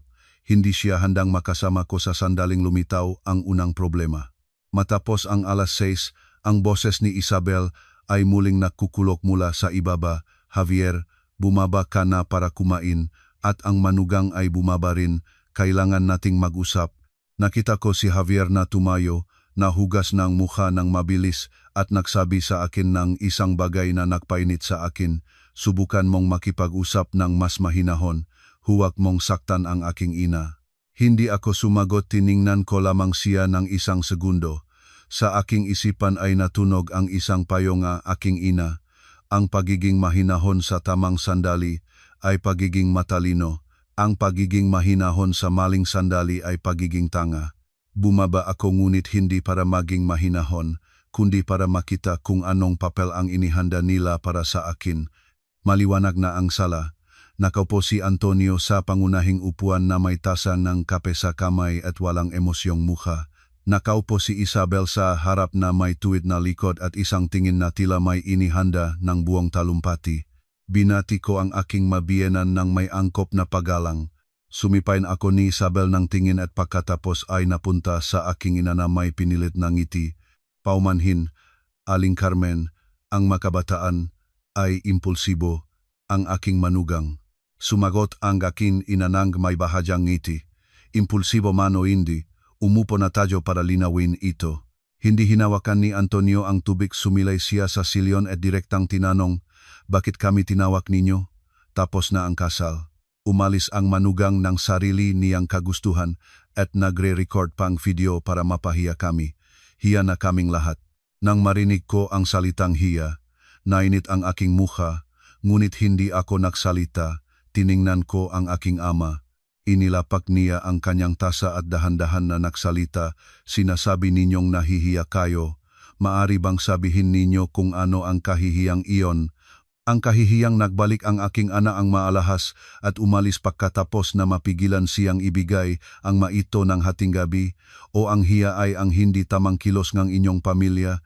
Pumasok si Isabel agad na tinaas ang boses. Walang pumigil sa kanya, sinabi ko lamang na ingatan ko ang maito. Rebelde siya, lahat ay ikinata niya at gumawa ng gulo. Bahagya na tumango ang aking ama at nagpatuloy. Kung ingatan lamang ng walang intensyon, bakit sinabi ninyo ang pariralang ito? Ang maalahas na pumapasok sa bahay na ito ay sa bahay na ito. An walang intensyon, an na pan maakin maalahas na pumapasok. Natigil si Isabel ng ilang sandali at pagkatapos ay nagdepensa. Sinabi ko iyon para turuan siya na mga alituntunin. Ang isang manugang ay kailangang malaman ang kanyang lugar. Inilapag ng aking ina ang kamay sa mesa nang may mahinahon ngunit matibay na boses. Ang maalituntunin ay hindi itinuturo sa pamamagitan ng pag-agaw ng ginto sa hating gabi. Kahit sinong makakarinig sa iyon ay maintindihan kung ano ang ibig sabihin. Nagbigay si Antonio ng mapanghamak na tawa. Sa aming bahay, ang pagising ng maaga ay normal. Isang manugang na natutulog na parang nasa hotel pakiusap. Bukod pa rito, ang alahas na ibinigay ng pamilya ng lalaki ay kailangang ingatan ng pamilya ng lalaki. Ano ang masama roon? Tinanaw siya ng diretso na aking ama. Sinasabi ninyong pag-ari ng pamilyang lalaki ang mga alahas, ngunit nang ibinigay ang mga ito, kanino ibinigay? Ibinigay ang maito sa aking anak sa harap ng makabilang pamilya, kaya pag-aari ng mag-asawa. Ang pag-iingat o hindi ay kanilang desisyon. Hindi nga magulang. Si Javier, na tahimik, ay umahon nang marinig ng aking ama ang pariralang desisyon ng mag-asawa na parang gusto niyang magsalita, ngunit tumingin sa kanyang ina at muling tumahimik. Nagtaas ng kilay si Isabel na may moralistang hitsura. Hindi ninyo naiintindihan kung ano ang pagiging manugang. Nag-asawa ang isang anak na babae at sumunod sa kanyang asawa, sa pamilya ng kanyang asawa. May mga alituntunin ang bahay. Nagalsa siya mula sa unang araw. Agad na sumagot ang aking ina nang hindi itinaas ang boses. Nag-asawa ang aking anak para maging asawa, hindi para maging katulong. Ang maalituntunin ay batay sa mutual na paggalang. Kung gusto ninyong igalang, kailangan din ninyong igalang ang iba. Nagbigay si Isabel ng panghamak na tawa. Respeto. Tinatawag mong respeto ang pag-record ng video na iyon. Ginawa niya ito para mapahiya ako. Noon ay nagsalita ako hindi marami, ang kailangan lamang. Mama, nag-record akong video dahil natakot akong maling mayakusa. Ibinaling ko ang mga alahas. Hindi ako nagpanatiling anuman. Nag-record ako para walang makapagsabing dinala ko ang ginto. Sumigaw si Antonio. Sa bahay na ito, walang nagsabi na dinala mo ang ginto. Tinanaw ko siya ng mahinahon.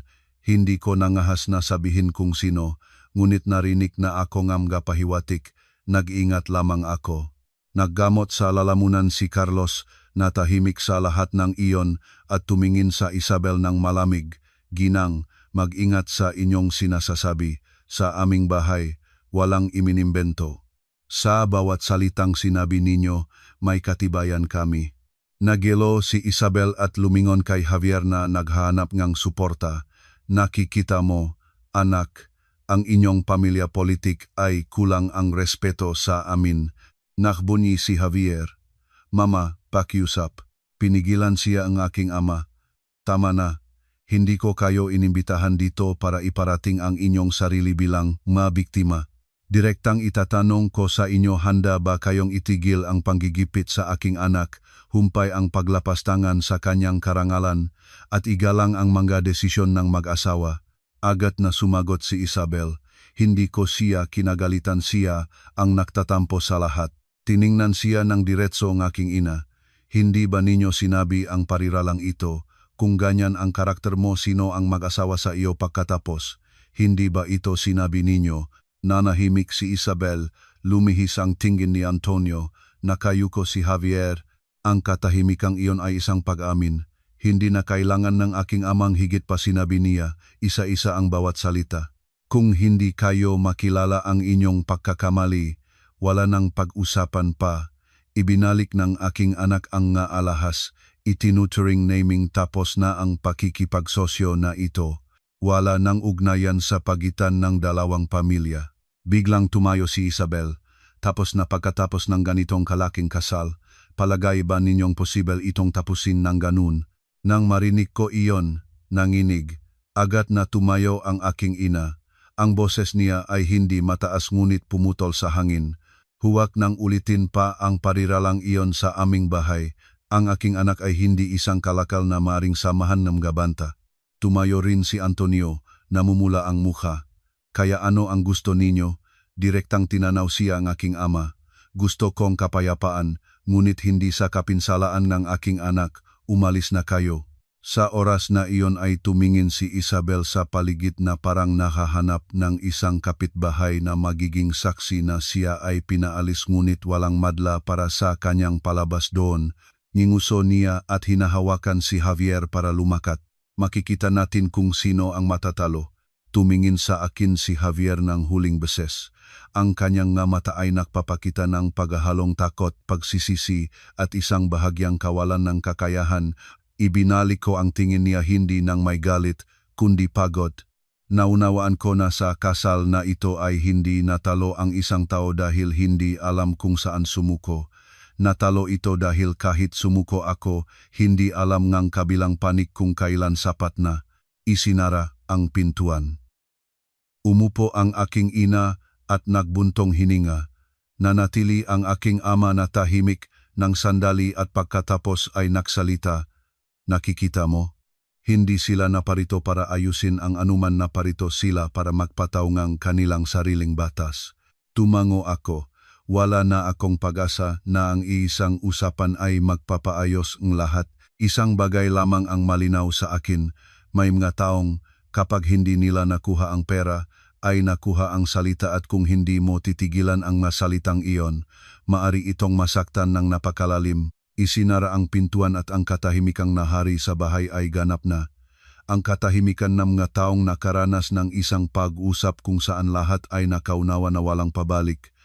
Nanatili akong nakatingin sa baso ng tubig sa harapan ko, malinaw pa rin ang tubig ngunit maulap ang aking puso. Nagbuntong hininga ang aking ina na parang inilabas, ang lahat ng naipon na pagkabigo. Ang aking ama na may tuwid na likod ay hindi nagilaw ng sigarilyo at hindi naglakat-lakat.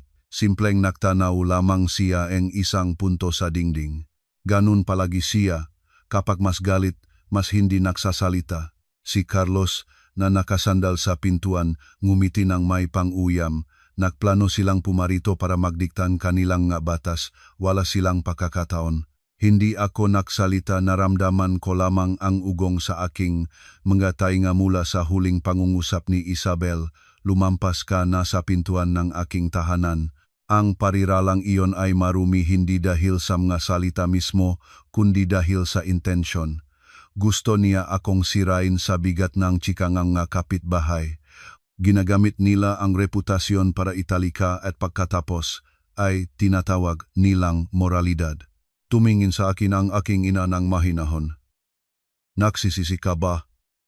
Anak, nag-isip ako ng isang segundo, pagsisi o nagsisisi ako sa pagtitiwalang ibinigay ko sa maling tao, ngunit kung tatanungin mo kung nagsasawa ba ako, umiling ako, hindi nagsasawa. Pinagsasawaan ko lamang ang pakiramdam ng kapayapaang naisip kong magkakaroon. Tumango ang aking ama at nagsabi ngang maikli. Ang pagsasawa sa isang pakiramdam ay sige. Ang pagsasawa sa isang tao na hindi nararapat hindi. Ninakaw ang aking ulo. Ang masalitang aking ama ay matigas ngunit ang angkla na nagpapanatili sa akin. Nagpatuloy ang aking ina ng mas praktikal. Ang mapapel kasal, ang regalo mayroon ka pa ba sa kanila?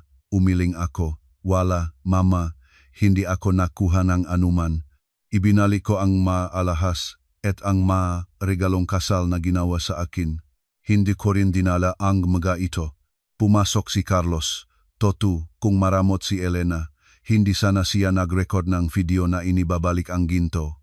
Ginawa niya iyon dahil alam niyang baliktarin nila ang kwento. Tiningnan kami ng aking ina ng may paghahalong pagmamahal at pagkabalisa ngunit patuloy pa ring nag-aalala ang pag-aalala ng isang babaeng may karanasan na natatakot sa tsismis. Tama ang ginawa mo sa pagbabalik ng mga alahas, ngunit tandaan na ang taong nawawala ang pera ay madalas na mananaig sa pamamagitan ng dila. Ang pariralang iyon ay tulad ng isang pako dahil eksakto iyon ang aking iniisip. Tumayo ang aking ama, pumunta sa isang aparador at kinuha ang family record book, ang nga papel ng bahay, inilagay ang maito sa mesa at sinabi, sa kabutihang palad, hindi pa kayo nakakarating sa pagpaparehistro sa civil registry. Tumingin si Carlos ng tahimik. Nagpatuloy ang aking ama ng dahan-dahan tulad ng pagbibigay ng isang aral hindi para mangaral, kundi para magbabala. Ang pagpaparehistro sa civil registry ay isang legal na ugnayan. Kapag nagawa na, ang pagtanggal nito ay hindi simple. Titigil ito na maging isang sentimental na usapin at magiging isang labirintong papel, oras at abala. Kung ito ang nangyari sa 2 araw pa lamang, isipin mo kung sa 5 taon na mag-asawa, maaari kang maglaan ng 1 taon para lumabas doon. Tumango ako, nanikpit ang aking lalamunan ngunit ngayon ito ay punong pasasalamat. Pasasalamat para sa mga holidaying kapaskuhan na, kahit tila sa gabal, ay naging aking daanan palabas. Hinawakan ako ng aking ina. Kung walang rehistrasyon, legal na, walang ugnayan, nagkaroon ng kasal. Ngunit mayroon pa tayong paraan palabas para sa iyo. Tiningnan ko ang kanyang kamay na may maliliit na mga kalyo mula sa trabaho at mga pangamba. Bigla akong naramdamang parang isang bata ngunit maswerte rin dahil ang aking pamilya ay hindi nag-iwan sa akin sa kawalan ng kailangang tiisin. Nagtapos ang aking ama, mula ngayon wala nang pakikipag-ugnayan, ikaw ay magtutok sa iyong trabaho, ang usaping ito ay aayusin natin sa tamang paraan. Ngunit kung may sumasalungat sa inyong karangalan, ang pamilyang ito ay hindi tatayo ng walang ginagawa. Tumango ako, mababa ang tunog ngunit naramdaman ko na para bang tinanggal ang isang malaking bigat. Nang inakala kong tapos na ang lahat, nanginig ang aking telepono. Isang mensahe ni Javier, Elena, pakiusap, huwag gawin ito. Galit lamang ang aking mamagulang, bumalik ka sa bahay. Pag-usapan natin. Binasa ko ang mensahe at nagbigay ng isang maliit na tawa. Galit lamang. Galit hanggang sa antas ng pag-agaw ng ginto sa 4 ng umaga. Galit hanggang sa antas ng paglapastangan sa aking karangalan. Hindi ako sumagot. Tumawag si Javier. Hindi ako sumagot. Iniwan ko itong tumunog. Pagkatapos ng 3 tawag ay dumating ang isang mensahe. Elena, burahin mo ito. Hindi matitiis ng aking ina. Binasa ko ang mensahe at hindi ko agad sinagot. Pina-activate ang voice recorder ng aking telepono at sumagot ng isang pangungusap. Inilabas ko lamang ang katotohanan. Kung hindi nila ito matitiis, sana ay hindi sila nagsinungaling. Muling tumawag si Javier. Sa pagkakataong ito ay sinagot ko ng aktibong nakarecord. Neutral ang boses ko. Oh, nababaliw ka ba? Sigaw ni Javier. Bakit mo inipublish iyon? Sa anong estado iniwan mo ang aking pamilya? Sumagot ako. Sa anong estado iniwan ng nga sismis ang aking pamilya? Sinabi bang sinuman na nakbalik-balik ako ng may ginto? Nanahimik si Javier ng sandali. Nakalabas ngang hindi sinadya nga aking ina. Nagbigay akong mapait na tawa. Kung nakalabas ng hindi sinasadya ngunit kumalat sa lahat ng dako, hindi na iyon slip ng dila, ito ay isang intensyon. Binago niya ang tono. Burahin mo, pakiusap. Ipinangako ko na kakausapin ko siya. Nangako kang kakausapin siya mula ng alas 4 ng umaga at ang resulta ay mga tsismis. Sa anong bagay tatiwala ako sa iyo ngayon? Nawalan ng salita si Javier. Narinig ko ang kanyang mabilis na pahinga at pagkatapos ay mababang tanong niya, ano ang gusto mo? Sumagot ako ng maikli. Gusto ko na huminto sila at huminging tawad. Huminging tawad. Hindi nagawang aking ina ang kahit ano, nainit siyang sigaw. Pinigilan ko siya. Kung wala siyang nagawa, bakit siya natatakot sa video? At binalewala ko ang tawag. Naunawaan ko na ang pakikipagtalo sa isang tao na natatakot lamang na mawala ang reputasyon ay walang silbi. Sa tanghali, nakatanggap akong tawag mula sa isang hindi kilalang numero. Ang boses ay isang matandang lalaki. Parang pamilyar na kakilalang pamilya. Elena, isa akong kaibigan nak pamilya. Pakiusap, bawiin mo ang post. Maraming nagsasalita na. Napakalaki nakpinsala kay Javier. Sino po kayo? Paumanhin. Isa akong matanda. Bawiin mo at pag-usapan ninyong dalawa. Ang problema ay nireresolta sa loob ng pamilya. Naunawaan ko agad. Gusto nilang dalhin ako pabalik sa kanilang lupain kung saan sila may kalamangan para pilitin akong tahimik. Sumagot ako ng malinaw, hindi ko ito bababawiin. Inilabas ko lamang ang katotohanan para ihinto ang mga sismis kung kailangang pag-usapan sa harap ng aking mga magulang at sa formal na paraan. Nainis ang lalaki. Kung gayang karakter mo sa hinaharap, tinanggal ko siya ng biglaan. Gino, huwag akong bantaan ng hinaharap. Hindi ko ipinagpapalit ang aking karangalan ng kapayapaan. Ibinaba ang tawag, naisave ang recording at ipinadala kay Carlos. Pagkatapos ay nagsimulang dumating ang mensahe na pasensya mula sa hindi inaasahang matao. Isang malayong kamag-anak ni Javier ang sumulat, Elena, pasensya na, nakinig ako kay Isabel at naniwala. Isang lumang kaibigan ang nagsabi, nagtitiwala ako sa iyo.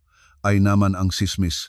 Kahit isa sa mga babae sa kapitbahay na grupo ay sumulat, pasensya, nagpaaninaw ako at nagkomento ng hindi alam. Binura ko na. Binasa ko ang mamensahe ng wala ring kasiyahan. Pagod lang ang aking nararamdaman dahil ang isang sorry ay hindi nagtatanggal ng pakiramdam na naging laruan ka ang lahat. Nang makabalik na ako sa gabi, nakaupo ang aking ama habang tinitingnan ang aking post sa kanyang telepono. Hindi siya masyadong gumagamit ng social media ngunit ng araw na iyon ay binusisi niya ang lahat. Tama ang ginawa mo, hindi mo ininsulto ang sinuman, inilabas mo lamang ang katibayan. Patuloy pa ring nag-aalala ang aking ina. Kung gagawin mo ito, mag-ingat silang galit sa iyo. Sumagot si Carlos, hayaan nilang mag-ingat. Kung sila ay may karapatang magsinungaling, tayo ay may karapatang magsabi ng katotohanan. Tumango ako. Naunawaan ko na palaging may presyo ang katotohanan, ngunit mas gusto ko itong bayaran kaysa mamuhay na may masamang reputasyong ginawa ng iba. Nang gabing iyon, muling tumunok ang aking telepono.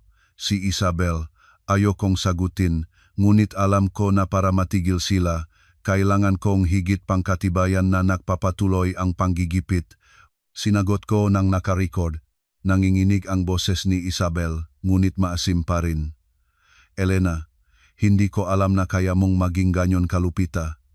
Gusto mo bang patayin ako? Sa ginawa mo, hindi na ako makalabas sa kalye. Mahinahon ang aking sagot. Hindi ko pinatay ang sinuman nagdepensa, lamang ako mula sa sismis. Bawiin mo, sumigaw siya. Kung hindi mo bababawiin, abangan mo ang mga kahihinatnan. Ano ang plano mong gawin? Nanatili siyang walang hangin at pagkatapos ay nagbitaw ngang isang masamang pangungusap. Manuturuan mo ba na malinis ka? Lumampas ka na sa pintuan ng aming bahay. Sa isang salita ko, masisira ko ang iyong buhay. Naramdaman ko ang isang panginginig hindi ngang takot, kundi ngang pagkasuklam. Dahan-dahan akong nagsalita, sapat na iyon, nai-record ko ang pag-usap. Mula ngayon, huwag mo na akong tawagan. Kung nagpapatuloy ang pag-iinsulto ngang aking karangalan, pupunta ako sa legal na paraan. Nanahimik si Isabel ng sandali at pagkatapos ay sumabog. Legal na paraan. Binabantaan mo ba ako ng abogado? Hindi kita binibanatan. Binibigyan lamang kitang babala na huwag pumunta ng masyadong malayo. Ibinaba ang tawag. Naisave ang recording. Agad itong ipinadala kay Sofia at kay Carlos. Lumingon ako sa aking magulang. Nagpapatuloy pa rin. Sa palagay ko kailangan ko nang magsumiteng reklamo. Matibay na tumango ang aking ama. Gawin mo, ngunit gawin ng mayos. Naunawaan ko na ngayon ay oras na para sa huling pagtatanggol. Dahil kapag ginagamit ng isang tao ang iyong karangalan bilang isang sandata, kailangan mong ipakita sa kanila na ang sandata ay may kapalit. Kinabukasan ay nag-request akong kalahating arawng pahinga sa trabaho. Sinabi ko sa aking boss ng maikli, may legal na pampamilyang usapin na kailangang ayusin. Tumango siya ng walang higit na mga tanong. May mga bagay na naunawaan ng walang madetalye. Sinamahan ako ni Carlos sa panahon ng biyahe. Halos hindi siya nagsalita. Isang payo lamang ang kanyang ibinigay. Dun, sabihin mo ang katotohanan at wala ng iba. Ang may katibayan, ilabas. Ang wala, tumahimik. Parang payong isang abogado, ngunit ito ay mula sa isang kapatid na gustong protektahan ang kanyang kapatid na babae sa tamang paraan.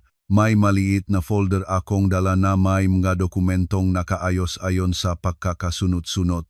Tulad ng pagkakasunod-sunod sa mga kontrata, ang video na nagbabalik ng mga alahas, mga screenshot, mga chat at komento na nakakusa sa akin na dinala ko ang hinto, ang ma-recording ng mga bantang tawag, isang detalyadong kronolohiya na aking mismo inihanda, at isang listahan ng mga pangalan at numero ng telepono ng mga sangkot.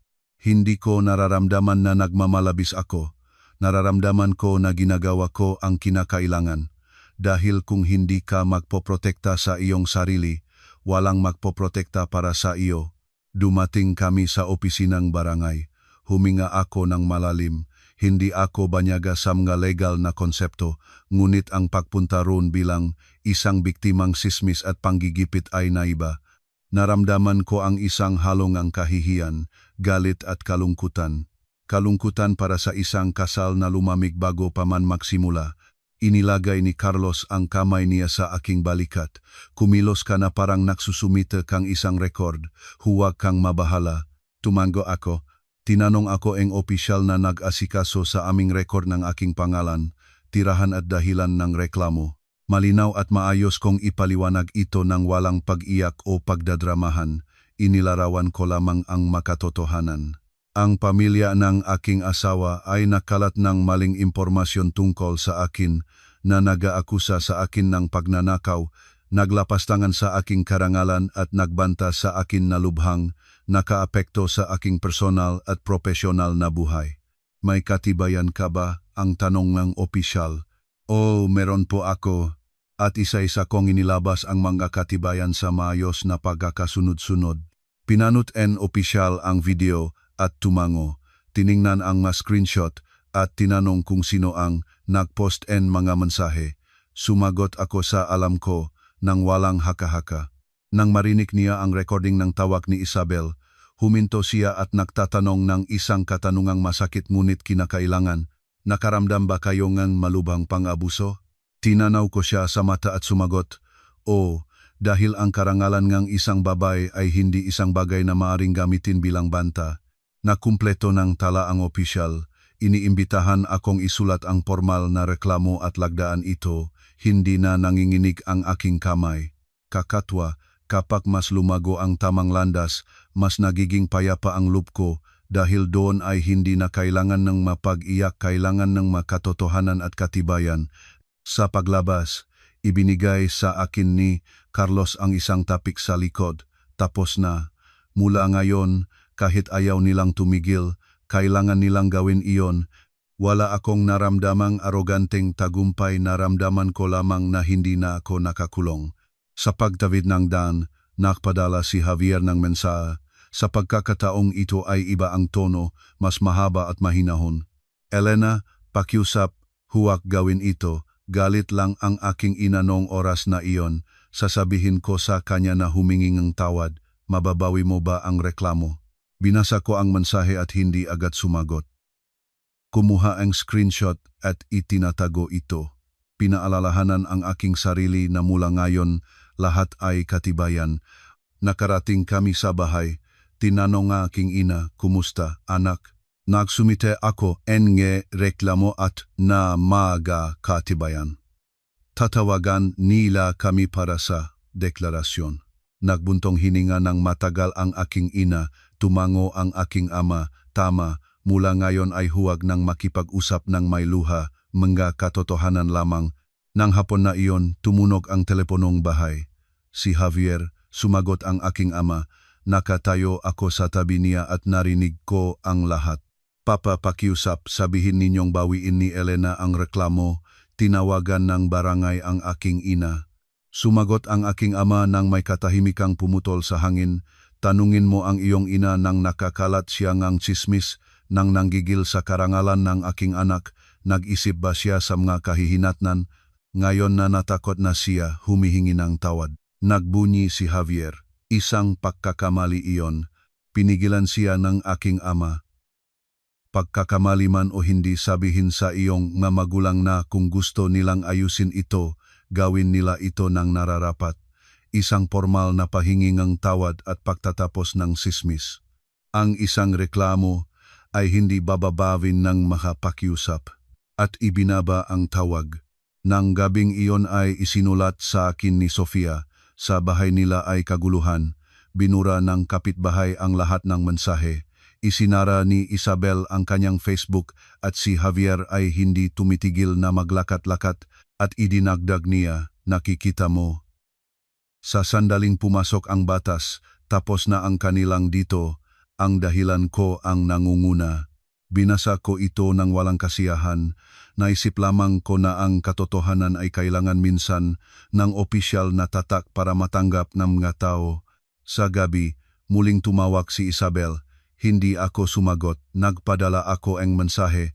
Ang anumang komunikasyon ay sa pamamagitan na lamang ng opisyal na alituntunin at binalewala ang numero niya.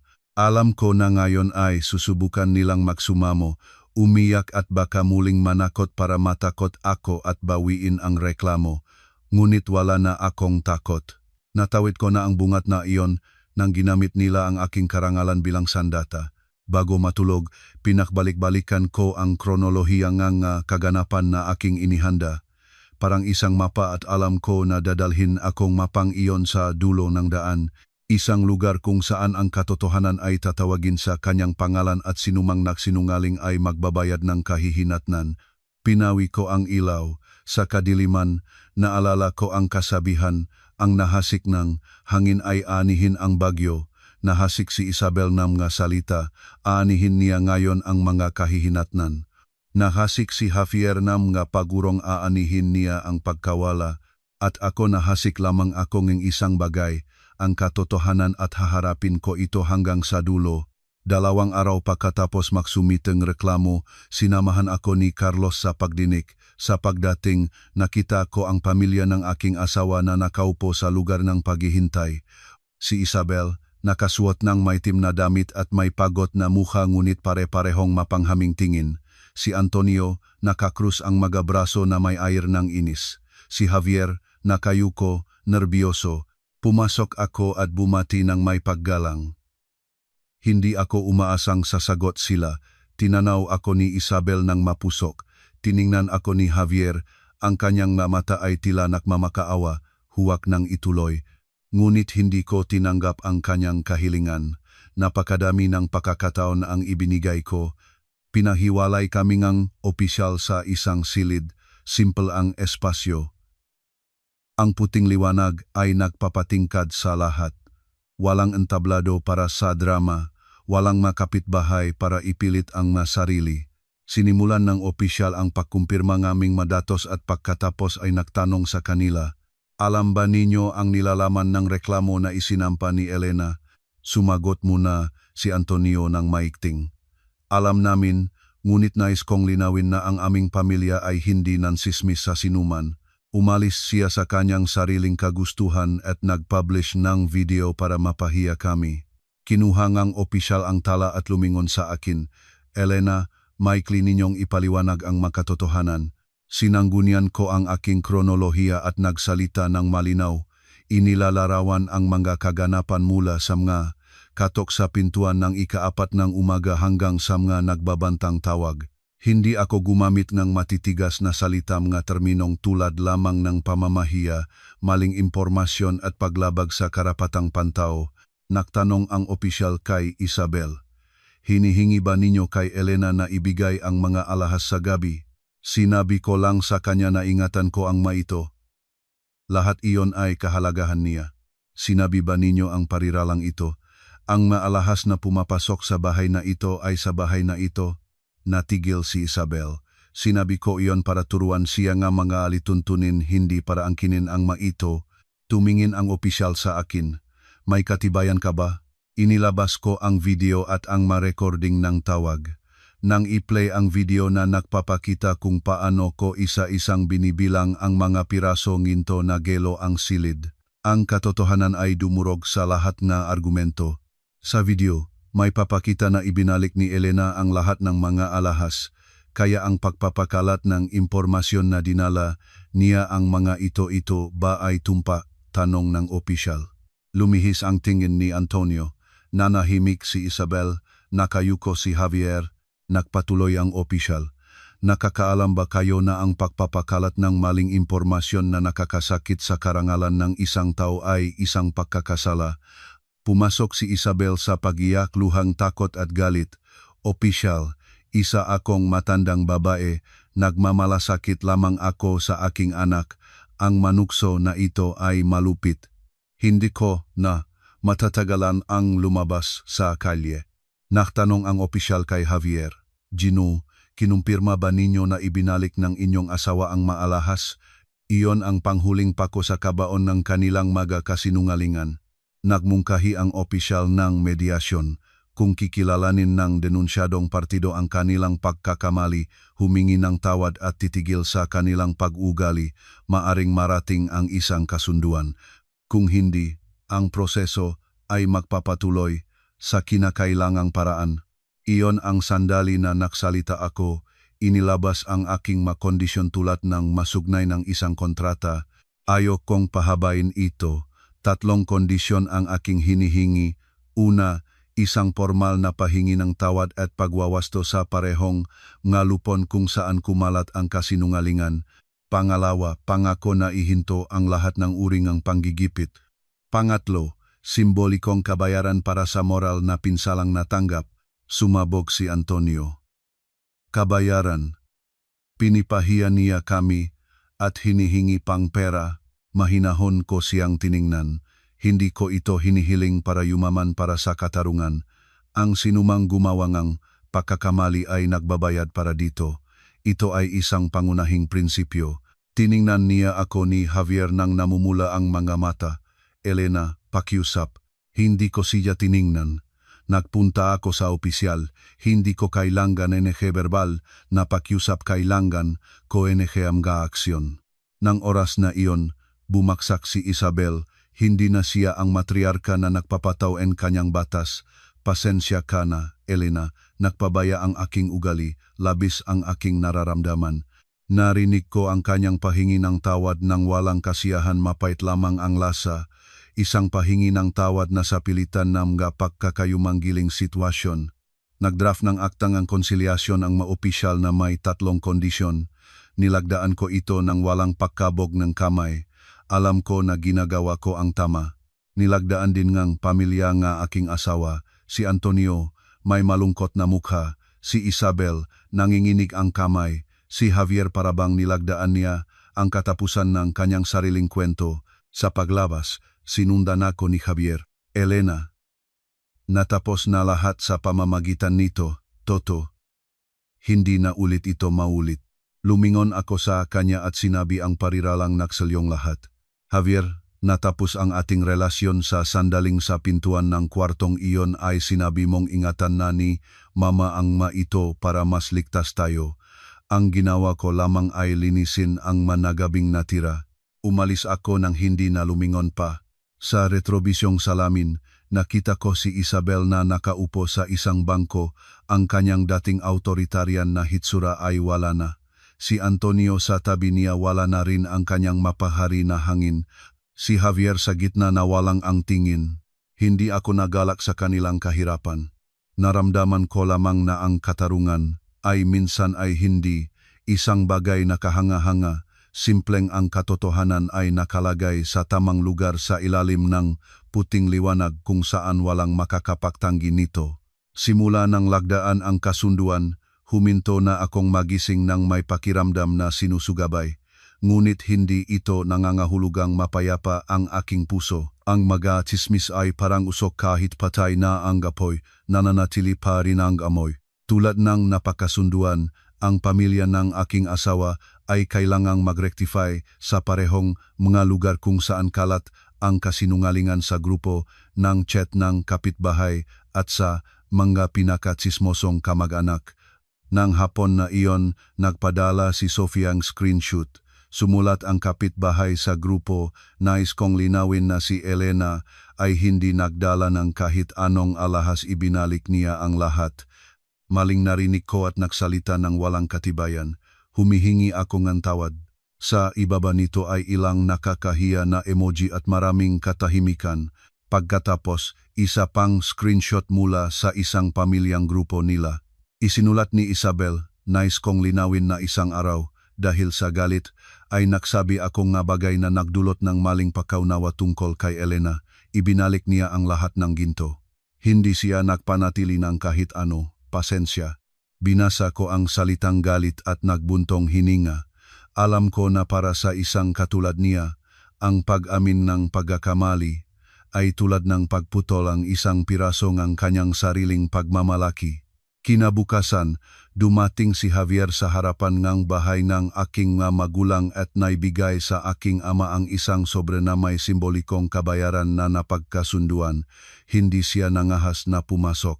Kinuha ko ang sobre hindi ng may kasiyahan, kundi tulad ng isang taong bine-verify ang pagtupad ng isang kontrata. Tinatanggap ko ito dahil ito ang responsibilidad na kailangang tanggapin nila, sinabi ko sa aking ina. Hindi dahil nais kong palitan ang aking karangalan ng pera. Alam ko, anak, sumagot siya. Ang iyong ama at ako ay nais mo lamang na mabawi ang iyong dignidad. Ituring ang perang iyon na matrikula na binayaran nila para sa kanilang aral. Hindi nagtagal ay tumawag si Javier. Hindi na ang galit na tinik mahinahon ngunit malungkot na tono. Elena, alam ko na nagkamali ako, nawala ka sa akin, ngunit pakiusap bumalik, natuto na ang aking ina. Natatakot na siya, hindi na maulit, lilipat na tayo nga sariling lugar, tulad ng ipinangako ko sa iyo.